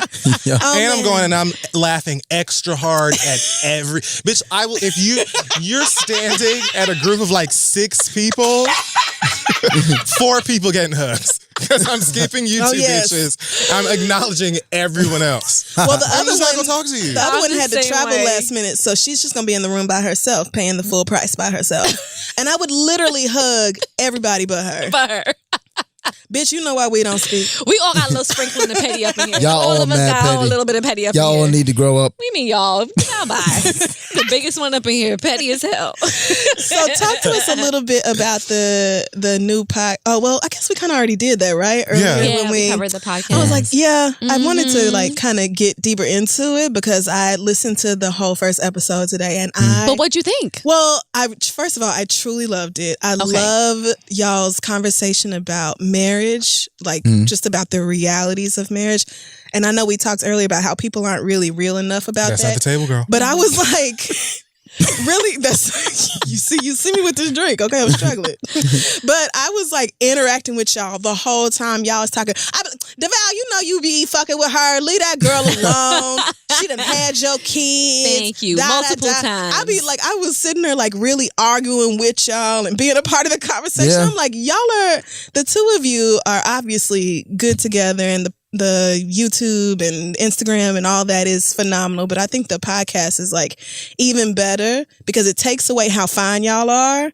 Thank you. Yes, thanks. No, I mean it's like distracting? blatant. I mean, it's blatant. But I'm saying like the two of you are so easy to look at that people may not always internalize the message. And that's Absolutely, why I understand podcasts are so dope, because people are forced to listen to what you have to say. That's and true. I think the two of you, And it's not limited. right. And Yeah, the it's two as of limited you as are you want like, it to be. right. True. And the fact that y'all are just like so real about the sacrifices and the growth, and just when y'all are talking about how you're in college and she eating regular ass food, carbs and shit on your bed, not giving a fuck about impressing you. Not at all. Not in the least. She love food. Y'all see, she love To this food. day. And then, just to hear y'all talk about the work it takes to be together for that long. It's not, I met my college sweetheart and it was happily ever after. Like, you niggas put in real work. Like, Yes, we And continue not to. enough people Still, are really to this willing day. to talk about the real work. So Right.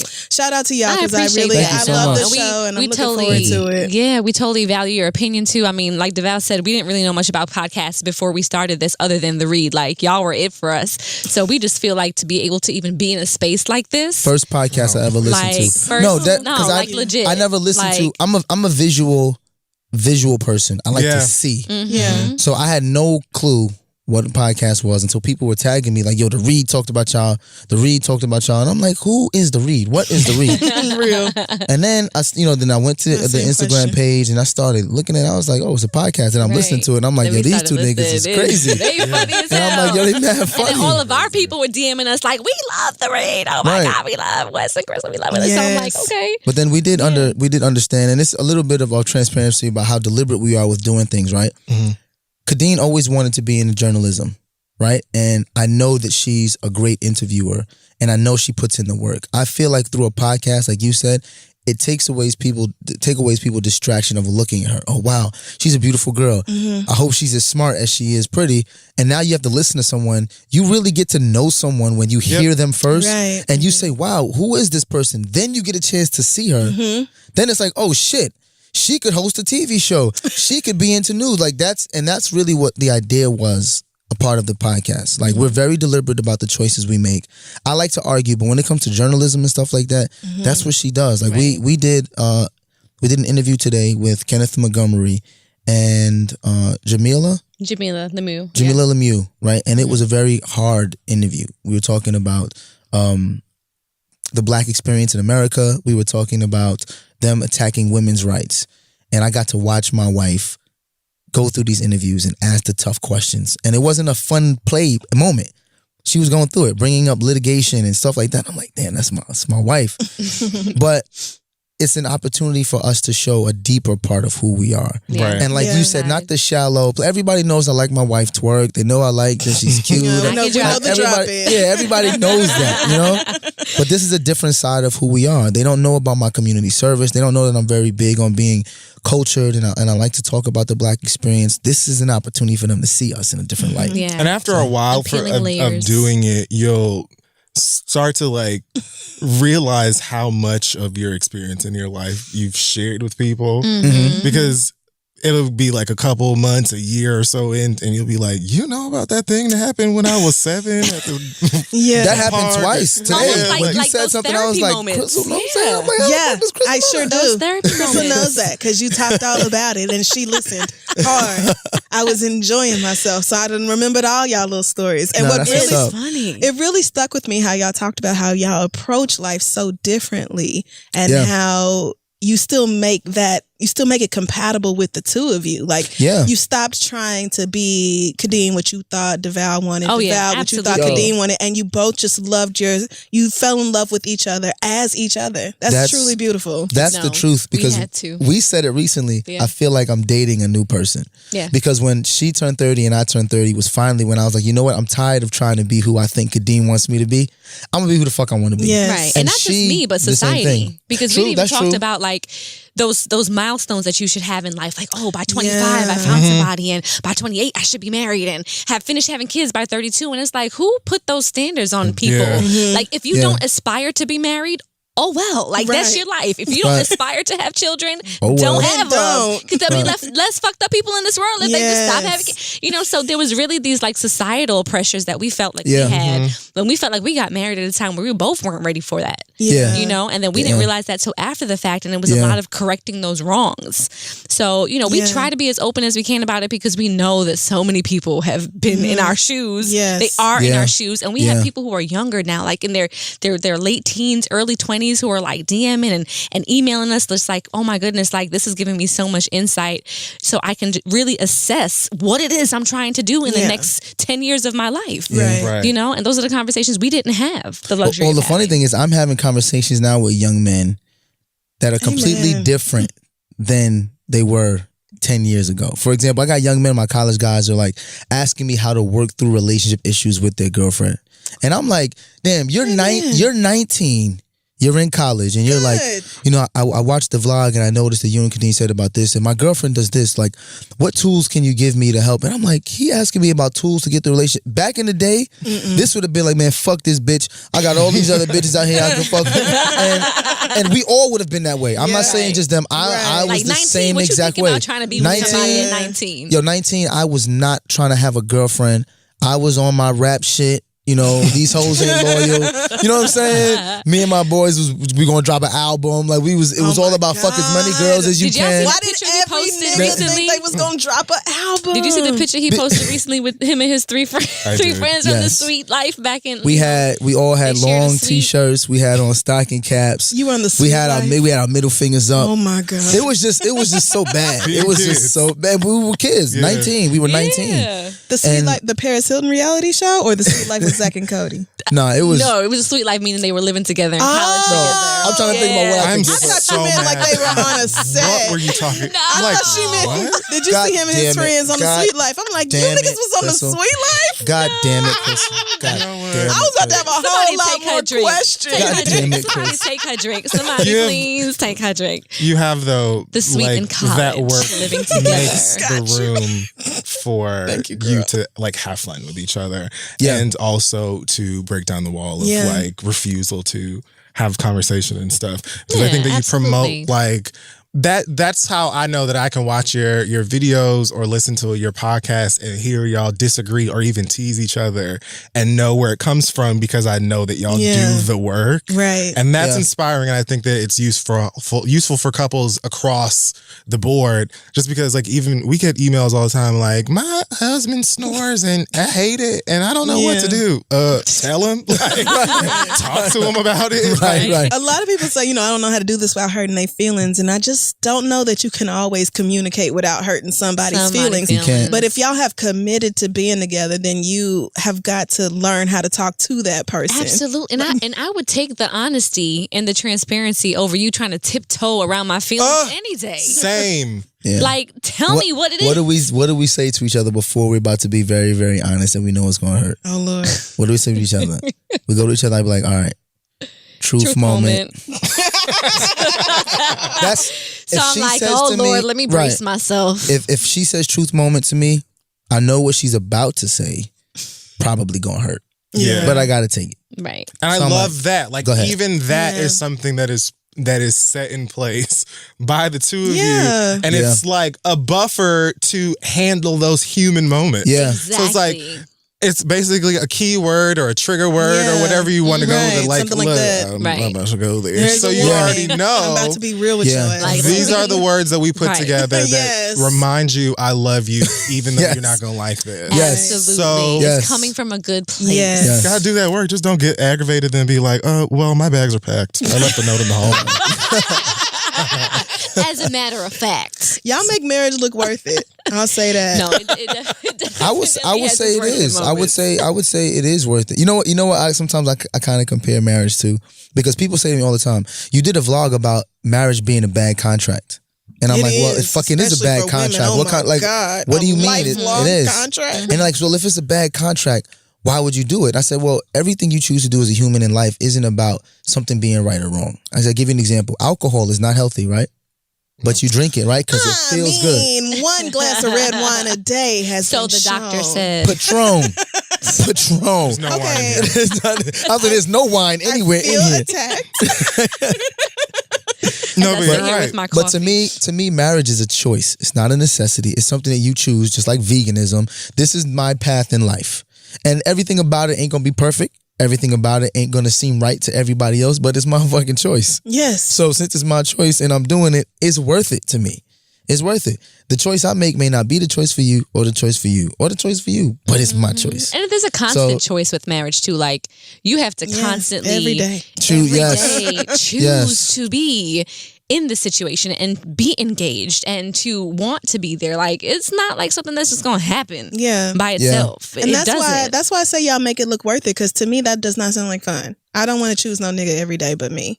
It's not always fun. Yeah. It's no, not. No, but not even fun. Like, y'all make it look worth the sacrifice, worth the effort, and like It is. it is. It is. I definitely feel I it's will for him, honestly yes. say we have so many more good times than bad times. Like, when people say stuff like marriage it's a lot of hard work, it sounds so daunting. Right. But when you've put in the work those working days become shorter. It reminds me of life, right? You work so hard in the beginning parts of life so that you can retire early so you can enjoy the rest. Marriage is the same way. If you work your ass off in the beginning to get through those tough parts, you'll get to a comfort zone where, you know, we can retire from the bullshit and we can be comfortable because we know we good. That's beautiful. Like that's really where it really comes with like an understanding after it does. Right. It does come with understanding. I've always believed if you go into marriage with the idea that it's this huge never-ending project that sucks and is so hard, then that's why are kind you even of here? what you're gonna get from it. Yes. Like, to me, if I'm in a relationship with someone and we've made the agreement to be fair to each other, to love each other, and to have a good time, that doesn't have to. We could never get married and still drive each other fucking crazy. You're right. Miserable. You're absolutely right. So, I mean, I don't really. Right. So I would rather never get married and have a good time. I want like an Oprah situation. You know, where what's that nigga funny, can have his own cottage on my property. On your property. Happy. I don't see nothing wrong with that. It ain't nothing wrong with that. I don't see nothing wrong with that. Oprah don't have no good reason to get legally married to nobody else. Not even with a prenup. And like, maybe that's just her thing. And she agrees. Right. And as long as they're happy with their relationship, what the rest of us thinks truly does not matter. Absolutely. Who are we to judge? Okay, so where can people listen to the podcast and find out more about the Ellises? Oh, well, I mean, sure, we can everywhere. So we are on anywhere you can listen. You can pretty much listen anywhere you listen. Apple Podcasts, Spotify, everywhere. Stitcher. You just gotta just type in Deadass DEAD space ASS with Khadee and Devale. Absolutely. Or type go it in to and you can find us. deadasspodcast.com. Yeah, Deadass Podcast. Yeah. .com. Yeah. And we're also there as well. And of course, follow us on YouTube. We have our little social sitcom with our babies. The Ellises. You will fall in love with the children. They are so adorable and so hilarious. That baby came here to change things, okay? Let me tell you, the next time we're up in here, we have to bring them. You have to. Oh my God. They're going to tear this place up. They are. And I'll be like, that's right, baby. Break it all. I will help them. Let's just break it. Oh my goodness. They are amazing. Too much of your time. Yeah, Khadee and Devale. It's always so much fun to see y'all. Let me tell you. No, it's fun. It is fun. It is literally fun. It is fun coming here. We literally come back whenever. We just fall into conversation. We could sit here all fucking night. So I feel the same way. You guys have to come on our podcast. I'm down I can't wait. for it. You have to. Yes, you have to. Please. Shout out to our straight friends, Khadee and Devale. And unicorn man. Other straight friends. Your unicorn man Devale over here too, right? We have like 4 other straight friends. Yeah, keep your circle right. Keep your circle tight. You gotta count them. You don't want things to get out of control. All right, we're gonna take a quick break and then we will come back and see you guys in a second. So listen, if you're a boss bee out there and you are just tired of how challenging and daunting it can be to find new hires, to find qualified people and things like that, there is a place that you can go where hiring is simple, fast, and smart, and that place is ZipRecruiter. Go to ZipRecruiter.com/theread. You can send your job to over 100 of the web's leading job boards, and it doesn't stop there. They've got powerful matching technology. ZipRecruiter scans thousands of resumes to find people with the right experience and invite them to apply to your job, so you don't have to be constantly going through thousands of Megans and 2,100 Johns and trying to just pull your eyelashes out because you're annoyed. Okay, as applications come in, ZipRecruiter analyzes each of them and spotlights the top candidates, so you never miss a great match anyway, wasting all your time. ZipRecruiter is so effective that 4 out of 5 employers who post on ZipRecruiter get a quality candidate through the site within a first day. Talk about saving time. That's right. So many of you who are boss bitches yourselves have told us how ZipRecruiter has helped you so much in your hiring. Right now, y'all can try ZipRecruiter for free at ZipRecruiter.com/theread. That's ZipRecruiter.com/THEREAD. ZipRecruiter.com/theread. ZipRecruiter is simply the smartest way to hire. Let's move on. And if you are looking for, a meal, a breakfast even, that you can feel good about, that'll nourish your body and transform your breakfast altogether, then try Daily Harvest. Daily Harvest delivers carefully sourced, chef-crafted smoothies, savory bowls, overnight oats, and more built on fruits and veggies. Everything stays fresh in your freezer until you're ready to eat it. Choose from more than 50 nourishing options for any time of day. Ready to blend smoothies, savory harvest bowls, soups, and more. Just Just add water or milk to a smoothie or heat up a Harvest bowl and enjoy. All of Daily Harvest's ingredients are carefully sourced for maximum nourishment and flavor. You can actually see all of the ingredients when you open up the cup. Daily Harvest is the easiest, most delicious way to load up on fruits and vegetables any time of day. And thankfully, they sent us a couple of items. They did, and my God, I was literally stunned. I wasn't ready for how much I would enjoy it. And really, more than anything else was the simplicity of it. So often I am like waking up an hour before I need to be somewhere, and I absolutely need to have something, but I just don't have the time to do it. I tried the sweet potato and wild rice hash, the Harvest bowl. They also have great smoothies like strawberry and vanilla bean. They have strawberry and peach, banana and greens, acai and cherry. Like, the options just go on and on and on. And if you are especially in a rush, like for me, it's like, let me blend up something real quick so I can get some nourishment in my body so I can go on about my day, because I don't have time to sit in front of the stove and cook something. So for me, Daily Harvest is great. I think it will work well for you too. All you got to do is go to daily-harvest.com. Enter promo code The Read to get 3 cups free in your first box. Girl, that does not happen, okay? Promo code THEREAD for 3 free Daily Harvest cups. That's at DAILY-HARVES.com. Daily-harvest.com for all of your nutritional needs. You know, it's important. All right, let's start with the show. Okay, so it is now time for us to do the read. It is. Do you know what you want to say this week, or who you want to cuss out, or what you're talking about? You know, I was enjoying myself in Miami. Nobody really worked my nerves this weekend. Do you mean to tell me you missed Ben Carson's appearance in front of the I did, actually. I heard about it, but I haven't looked at that yet. So you actually have to see this video if you haven't already. Ben Carson, who is part of the most inept cabinet, staffed by the most inept president in United States history. Unfortunately. He is the Housing and Urban Development Secretary. Yes, he is the Housing and Urban Development Secretary.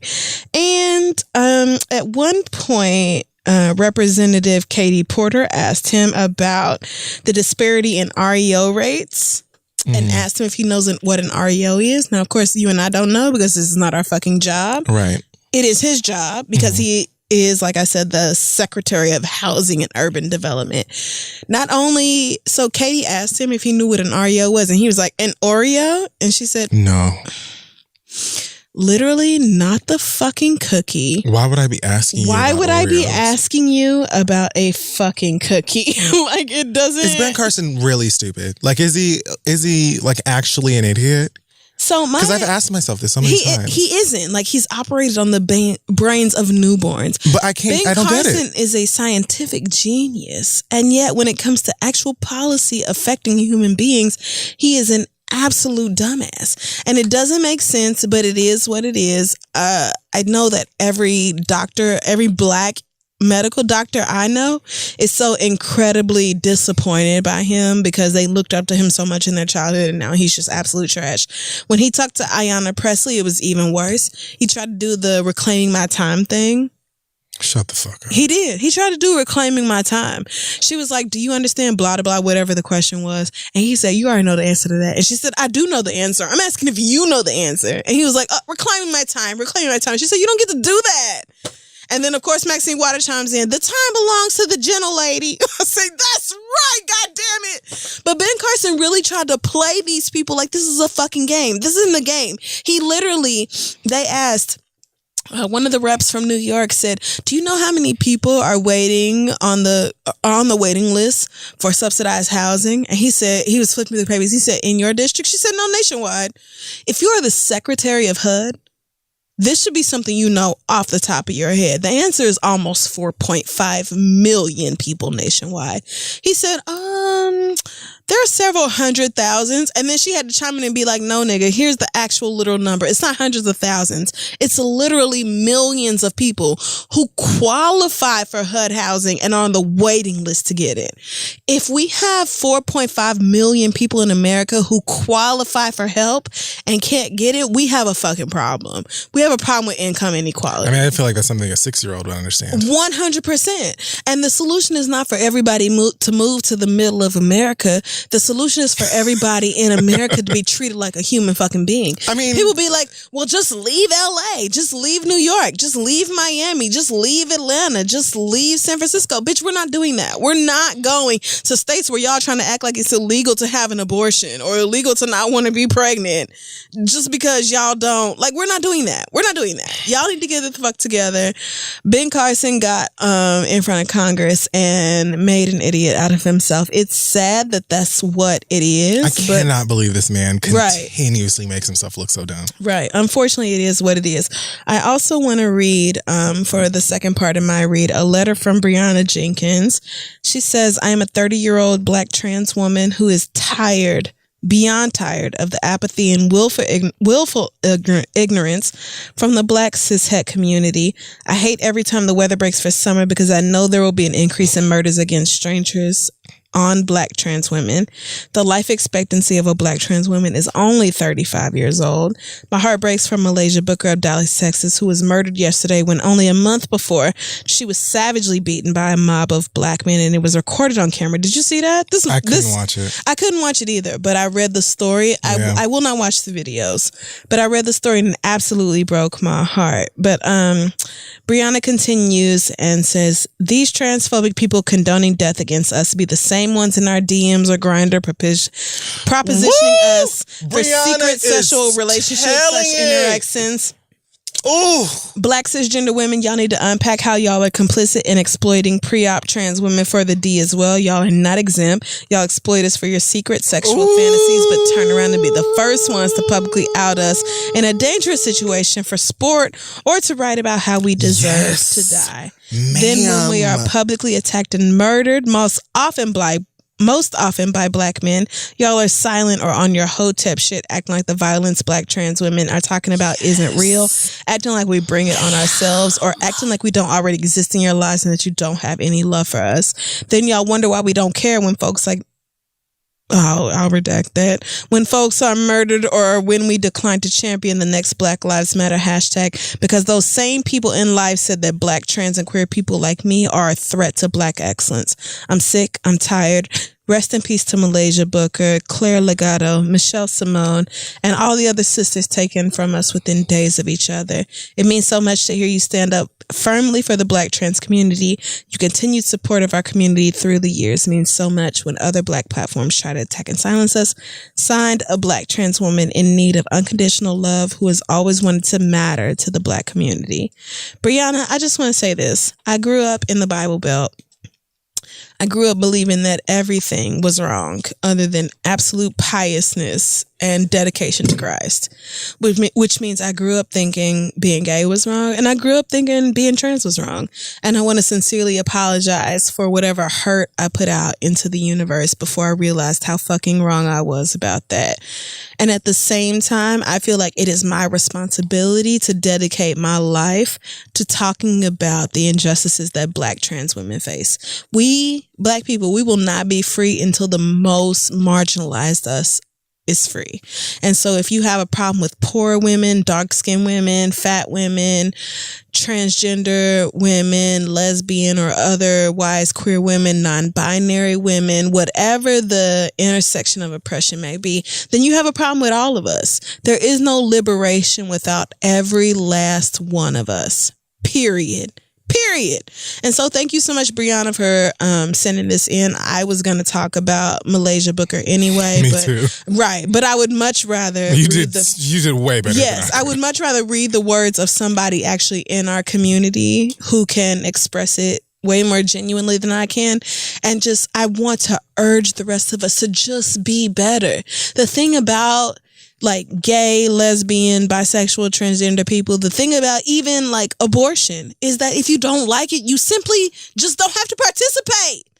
If you are really against abortion, you don't have to have one. Somebody else's abortion does not affect you at all, especially because you're not going to be there to help somebody go through pregnancy. You literally cannot share the pregnancy struggles. And then you're not going to be there to help them raise that fucking baby. They can call some random Republican congressman in Alabama and be like, oh, excuse me, sir, do you mind watching my baby on Wednesday night so I can go to Bible study? They can't call the governor of Alabama a white woman who signed this shit into law and say, excuse me, girl, I got to go to work. I got called in, out of nowhere and I got to pay for daycare. So can you watch my child on Saturday morning? They're not going to fucking do that. They don't even really care about your child. They just care so strongly about whatever issue because they believe it relates to Jesus or God or whatever else. And I don't even know where I'm going with this right now. I feel like I'm all over the place, but what I want to make clear is that I know there are lots of Ben Carsons in the world. I know who are just absolute dumbasses who have no business being in the position they're in. And they have no business being in charge of people when they can't even fucking relate to us. And I know that Black trans women are going through so much. And it's like, I think already this year alone, 5 or 6 Black trans women that we know have been murdered just simply because of who they are and because it makes Black cis het men uncomfortable. So I just want y'all to know that I am 100% behind you. I am 100% before you. And if it is the last thing I do, I will fight and advocate for you because you deserve it. And there is no freedom for the rest of us without yours. Amen. And I'm done. Well, thank you again, Brianna, for that. Yes, thank you, riveting. Thank you, Brianna. I appreciate it so much. And well read. Because I was absolutely finna go in, and then I was like, you know what? Let me just let my sister tell the story. Why not? Let them have the moment and say it because it means so much more coming from a Black trans woman than from me. So I know that was do you have a different read or? Oh yeah, no. I just had like 3 quick things I was going to say, and that was one of them. Okay. So now I have 2. Amen. So first of all, I saw a clip today of Ness Nitty from MTV. I saw it too. Reading the fuck out of that little crusty white girl, Janelle Evans from Teen Mom. Janelle is the worst mom on earth. Have you seen Teen Mom? No, I've seen mostly clips of the moms, and many of them have been Janelle because of how horrible she is. She pulled a gun on somebody in traffic with her child in the car. Because they cut her off. So, Nessa, who is... What a trash individual. Nessa, who is Colin Kaepernick's girlfriend. Are they engaged? I don't know. I know she called him her man, so... But I don't think so, but I wouldn't be surprised if they are soon. Her man. She was a part of the reunion, the Teen Mom 2 reunion. Dr. Drew was sitting there and they're talking to Janelle. Now, Janelle, after Nike did that whole campaign with Colin. Oh, God, yes. Janelle had a fit with her on her Facebook. Being another hick dummy. Talking about trash. Not buying Nike anymore and how it's so disrespectful to the troops and the veterans and mocking Colin Kaepernick, all of that kind of foolishness. So what she wasn't expecting or prepared for was for Nessa to be up in her face. Yeah. And very calmly. She was not ready, yes. Very respectfully. It's interesting that you're mad at her for spreading lies because me and my man. Yeah, it was great. It was great.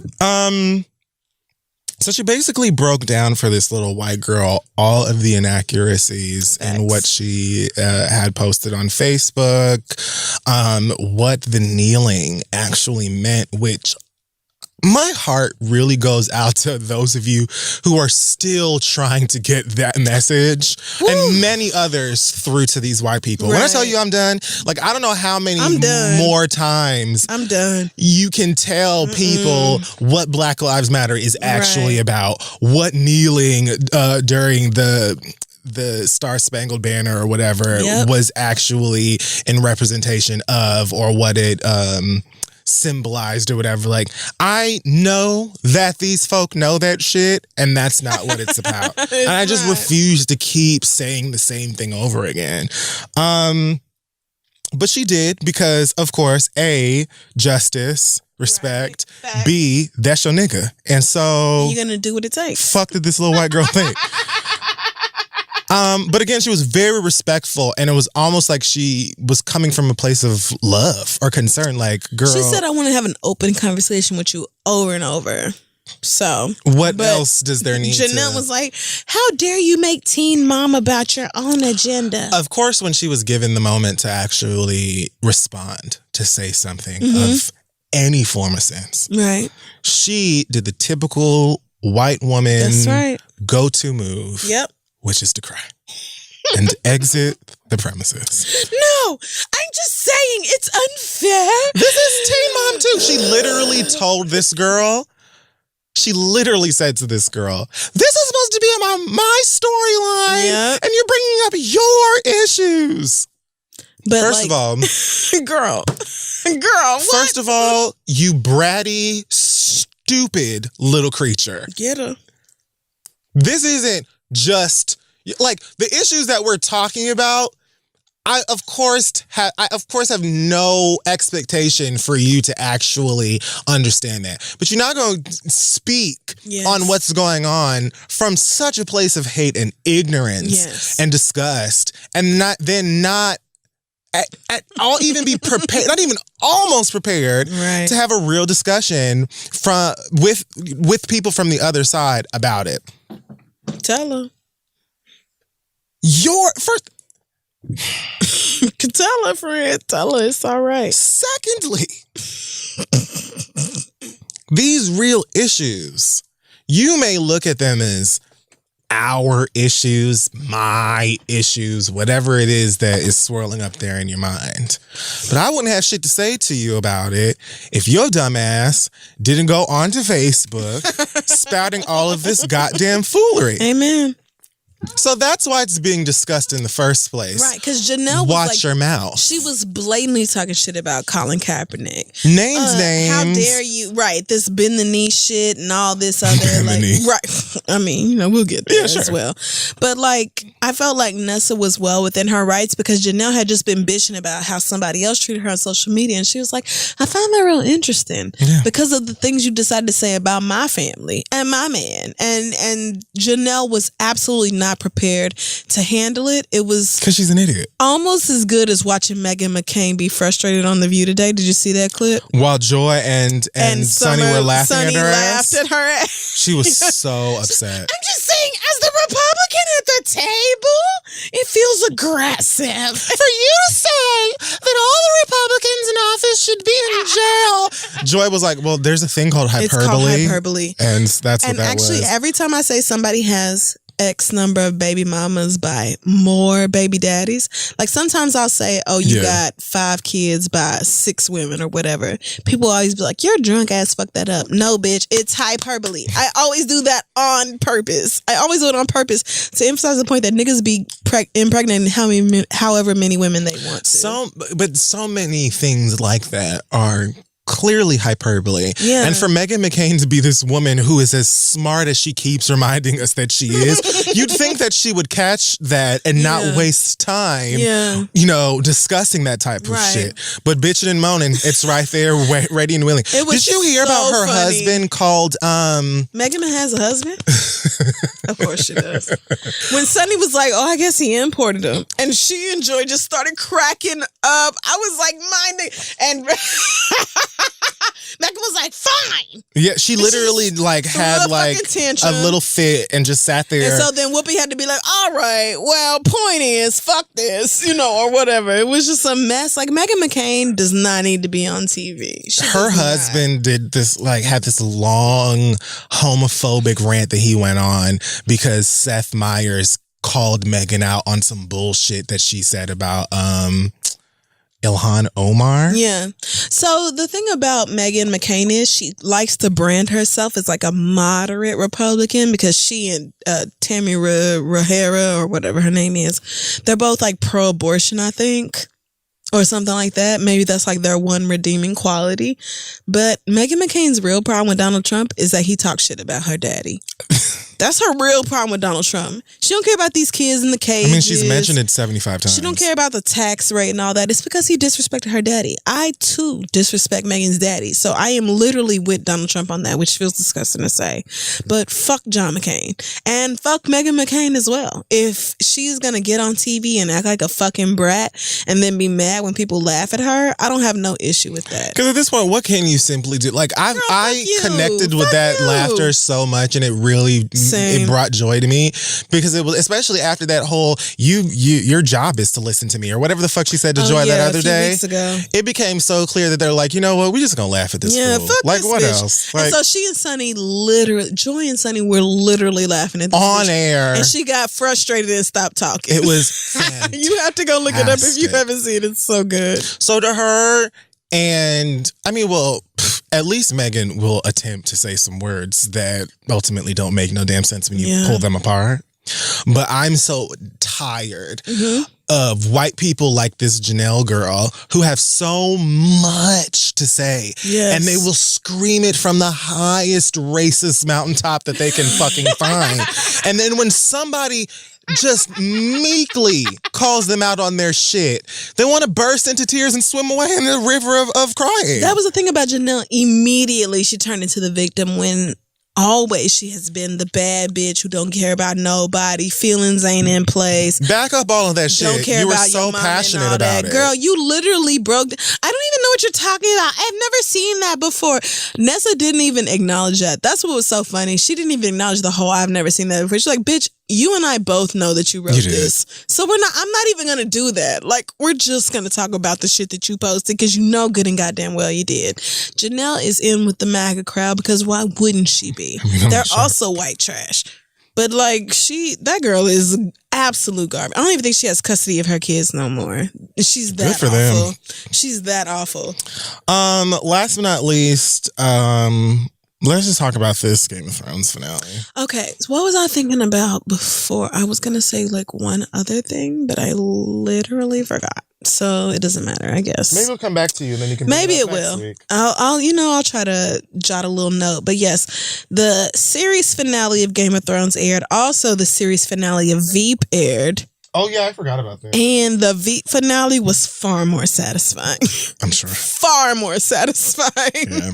But Game of Thrones, were you ready for what happened at the end? I'm just gonna say this. Two headline notes for me. Okay. One is good and one is not so good. Yeah. The good one is that Drogon's acting blew me away. I mean, what an exquisite performance. He's CGI. Pulled into he really took it there, and I felt so connected to him as a character and what he was going through, or she. I don't really know Drogon's gender. Right. We don't know. I was really hoping for some eggs. I was really hoping for some dragon I was eggs. truly hoping Drogon went and had babies somewhere, and they all showed up at King's Landing. But no, his cousin killed his mama. No. Your mama, that's your cousin. Your mama's nephew is your cousin. I mean, yes, but is a dragon really your nephew? What? I mean, is a dragon really your cousin? Ish. Okay, cousin-ish. That should be a series. Yeah. There we go. So, I loved that scene. I actually did cry when he tried to nudge Dany after Jon killed her. After she died, yeah. Because it's his siblings. Because that's such an animal thing to do. Yeah, it was. And really then he sad. was like, "So a spiky thing killed my mama, and that whole chair is made out of spiky things. Therefore, the chair must go." Yeah, I was wondering.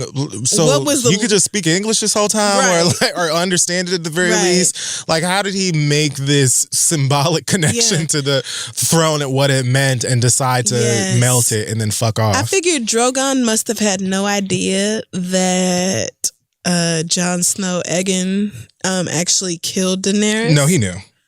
So then he must not have killed Egan Jon Snow because he knew that nigga was a Targaryen. I think that it is supposed to be like he's a Targaryen thing. The dragons are loyal to the Targaryens, so Drogon wasn't going to kill him, and ultimately knew that the throne is really to blame here because the thirst for the throne is what brought all of this. Whatever. True, but like niggas are going to be king or queen regardless of whether there is an actual just throne. Gonna make another throne. So it's just like, okay, my nigga, but that's not. He was mad in the moment. He was pissed. And who amongst us hasn't reacted in the moment? You know, it's natural. I just loved that scene. I loved the scene with Drogon and realizing his mommy died, and then grabbing her body and flying off into fuck knows wherever. We'll probably never see that again. I love the scene with Daenerys walking and Drogon's wings were behind her. Visually, the most stunning scene of the entire series. I thought that was super heavy-handed. I loved it, but like the visual part of absolutely, it was magnificent. It was nice to look at. Yeah, I loved it. But it was also kind of like, on the nose. If we gonna talk about heavy-handed, nigga, the whole goddamn episode. First of all, Sansa was already Queen of the North. Yeah, so I mean, I guess that's what she was saying. She was already Queen in the North. We already knew that. So for her to be like, the North is gonna maintain its sovereignty, and then her going back and having all these niggas salute her, we already knew that. She was always gonna be the bad bitch of Winterfell. It was never gonna be anybody else. I also, Peter Dinklage and Kit Harington also had really great performances in this episode when Tyrion went and pulled them bricks off of his brother and sister's bodies and just sat there and cried. I thought that was really touching also. Yeah, the issue here is not the acting. Yeah, no, none of it was. I mean, this cast and crew did the best with what they were given. We're talking about the writers.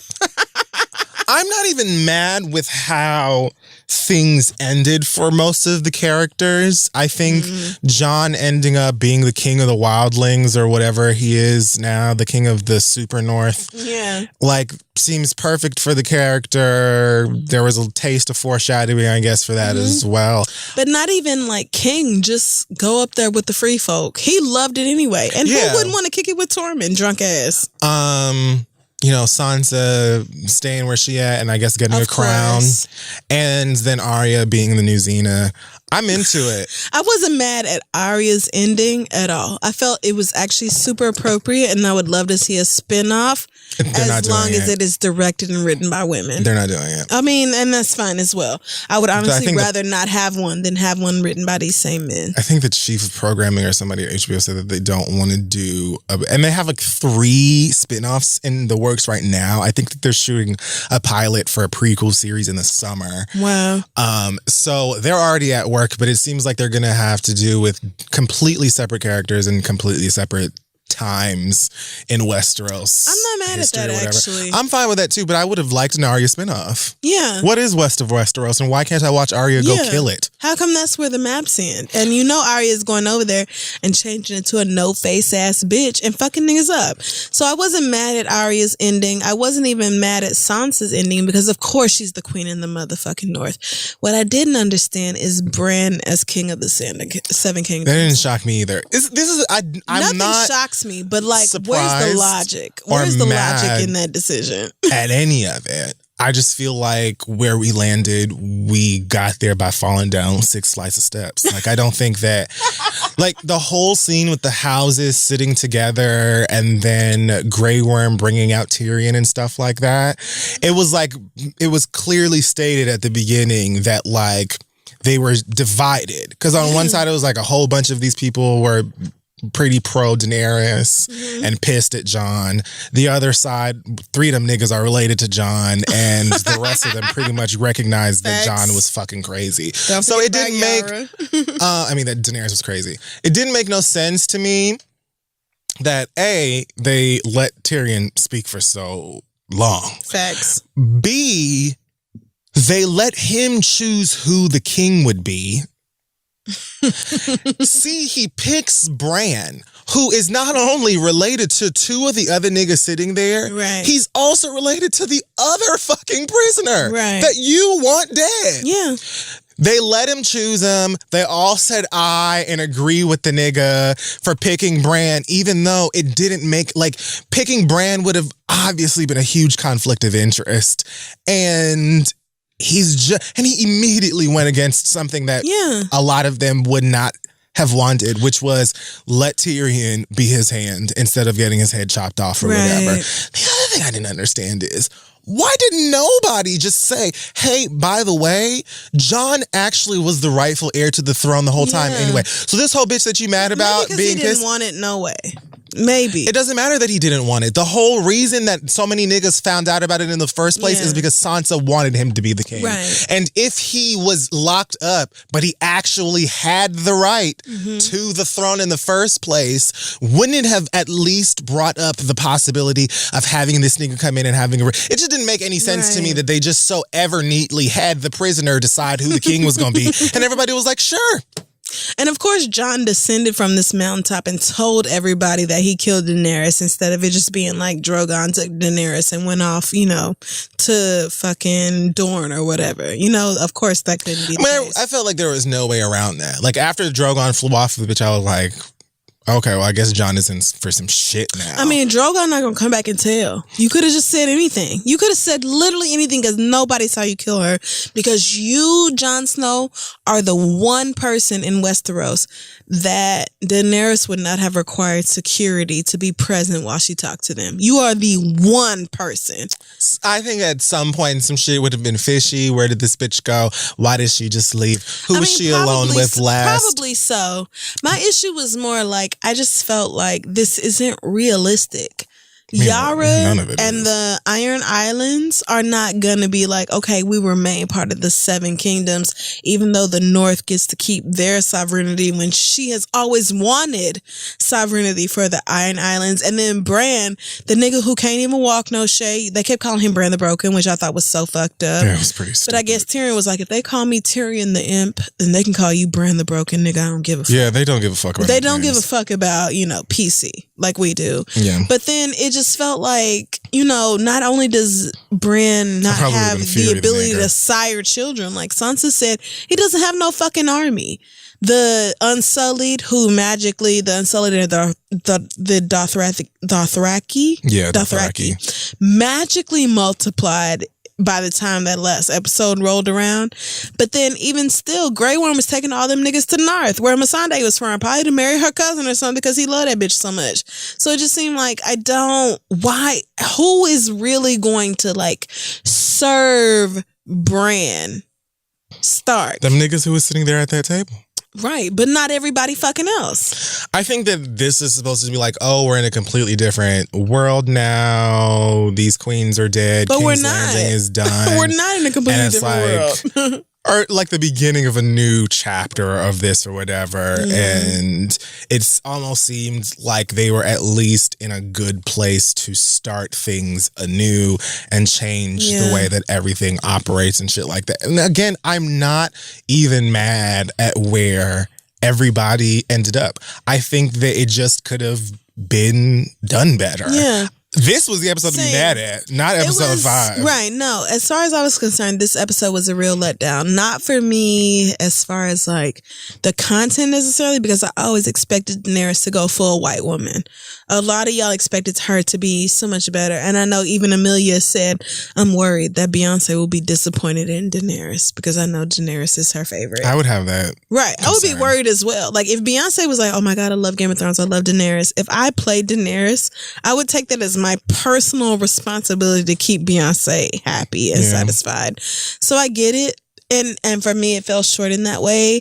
Also, I do not know how you could succinctly and satisfactorily wrap up a series that isn't even finished by the book.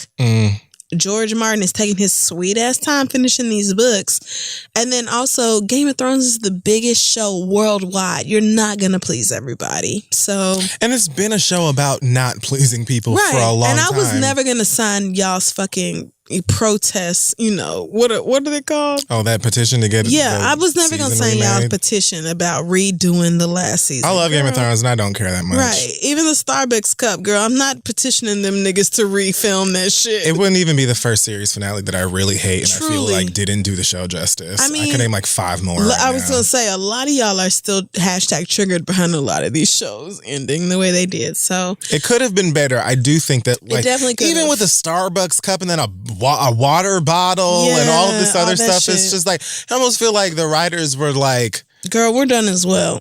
Like binging alcohol and just staying up late in Vegas, and then they had to rush to work the next morning to write the last I know they changed shit over the last couple seasons because people guessed who the ending was going to be. Right.